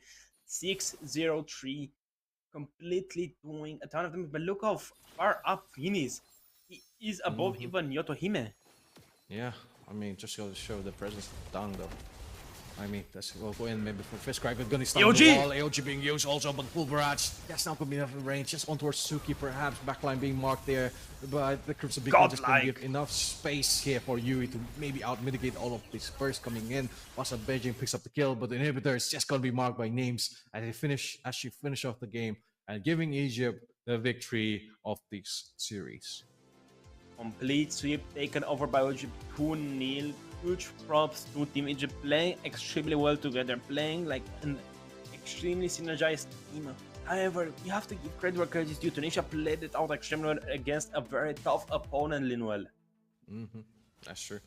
Indeed, and just taking a look at the highlights also once again, just gets to show how much of a wall they were facing up against with Egypt. I mean, answering them so hard this game. This is how you play Badang. Indeed, he had at one point in the game, the most damage in the game. He had, I believe, 12,000 damage, minute 8. Amazing plays coming in from Vin, just frontlining as much as possible. But look at the Iksha. The second you got a Sky Picture, it's putting in work already. Yep. And it just goes to show how difficult it is to face against an Iksha who has been farmed up and ready to face out those battles here. Again, full barrage, dynamics, so many fights here, and the healing perhaps is one to be most notable. As I mean, Yotohime and Isaac tried to take him down, but I mean it was not just possible at that point. Even here, names use the flicker to coincide the turret and then the turret bleeding pushed her out to safety. However, this is one of the best plays they did. Look at Sunlight, 2 kills before he goes down. Huge. Just buying them enough time there, but this is the moment here. Names survives through with the Rose Skull. Isaac also because Moto Shocker out of range though. And look at that healing. This is a Yu Xunchin we're talking about. One of the most dominant junglers in the meta right now, and just out healing all of that, absolutely crazy. Right now, Name just targeting the base, going for the minions, then locking on the base, not even trying to go for the kills, even if they're low HP. Yes, you could have gotten more kills, but still, ending the game is a little bit more important than farming kills. Even so, 12 minutes 52 seconds, only 1 kill going the side of Egypt. No, actually 3 kills at the end. Yeah, it's a lot of gold and damage being done towards Tunisia here. And one most notable thing is perhaps, I mean, looking at Tunisia, their only physical magic damage dealers are the Matilda and the Lilia. But still, Ixia opted out for the Rose Gold because again, you benefit a lot from your passive healing and your passive damage. So it's still the extra shield you get. It's not too much, but it's just enough to win those fights. And namely, so moving forward, we did see that happen. I mean, talking about healing, Iksha only has 12,879 total healing compared to Joy's 35,882. Even the Padanka is a little bit more. It just means she wasn't taking that much damage. I mean, she dealt 58,000, I think, or 56,668 total damage, the most damage dealt in the entire game. Only close behind is you with 49,000 on the Jukshin as well. Not that far is going to be the Joy with 36,000 total damage, but even so, another look at the statistics, you're going to see the gold obtained per minute is 7,014 Tunisia, 8,370 for Egypt. Damage taken per minute is 11,724 for Tunisia, 2,511 on Egypt's side. Damage dealt to towers at a staggering 31,000 difference basically. 3 turrets in the favor of Team Tunisia, 3 turtles, 1 lord, and 9 turrets for Egypt. Extremely clean game, like game number 1. They just did it by the textbook. 16,000 total gold obtained from minions and creeps compared to the 18,000 of Egypt. Not that big of a difference, but still, it's basically an full item. Yep, definitely so. But again, like we saw Egypt's potential here, and the fact that they were banning out the Gadakacha in most of the previous games goes to show that, I mean, they really know how to utilize him as hero here. Even in this match, taking it early on just to get the safety of the Ixia, because I mean, you can flicker out of the AOG, but it's just a sliver of the boundary. That is indeed correct, Mr. Leon, but this is gonna be the final game of today. I mean, we thank you guys for watching, but still, we are not gonna go yet. Let's just talk a little bit about the first game yet again. Does Ghana put on a pretty good show? You have to give them credit where credit is due. They played extremely well. It was not enough, Lil, was it?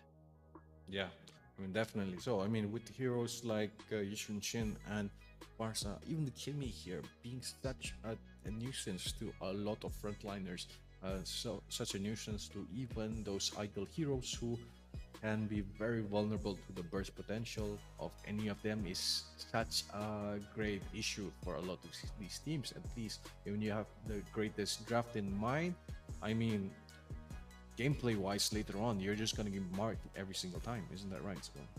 I mean, sometimes you can't really go for a draft. Maybe the enemies are thinking what you are thinking, and they're gonna ban out the heroes you'd expect it to pick. I mean, it happens more often than you think. I mean, sometimes the enemy bans a hero and you say, damn, that hero would have fit extremely well into my lineup. Damn, this would have been extremely better. This here, this, that. But still, you have to think a little bit about your comfortability as well. Are you comfortable with the heroes? Are you good on the heroes? Can you play them? Can you itemize on them? That you have to ask yourself a lot as well. Because if you play the hero good, you're gonna be a decent player, right? But if you study the hero, you play him for, let's say, 30 games this season, right? You're gonna have 30 games experience over possibly someone who has 50 game experience playing versus him. They know how to counter, know how to play against him. But even so, it was an amazing show of prowess from all of these 4 teams here. They, of course, huge props to both of the winners here, Linwell. Not much you can say. They just did it. Nobody just asked them any question. We saw the drafts. The drafts were looking extremely well. But even so, Linwell, I was, excited to cast it, excited to work with Iesf again. But do you have any last words? Well, I mean, before we end this off a short note, again, shout out to all the viewers out there, shout out to all the team, and all the people who are supporting all these players alongside the organization again, and also us casters again. If you want to give us some love, I mean, you can see our handles over there. You have @Rich Linwell, @Sakota Mlbb. So just search them over and then some support also. That could be great. Nonetheless, though, again, thank you very much for that. And Sakota, I mean, shout out to the production team as well, right? Of course, shout out the man behind the camera. He did an amazing job today, yesterday, and all of the rest of the week. But even so, I was Jakota, joined here by Lina. We thank you guys for watching, and we wish you guys a very good rest of your day.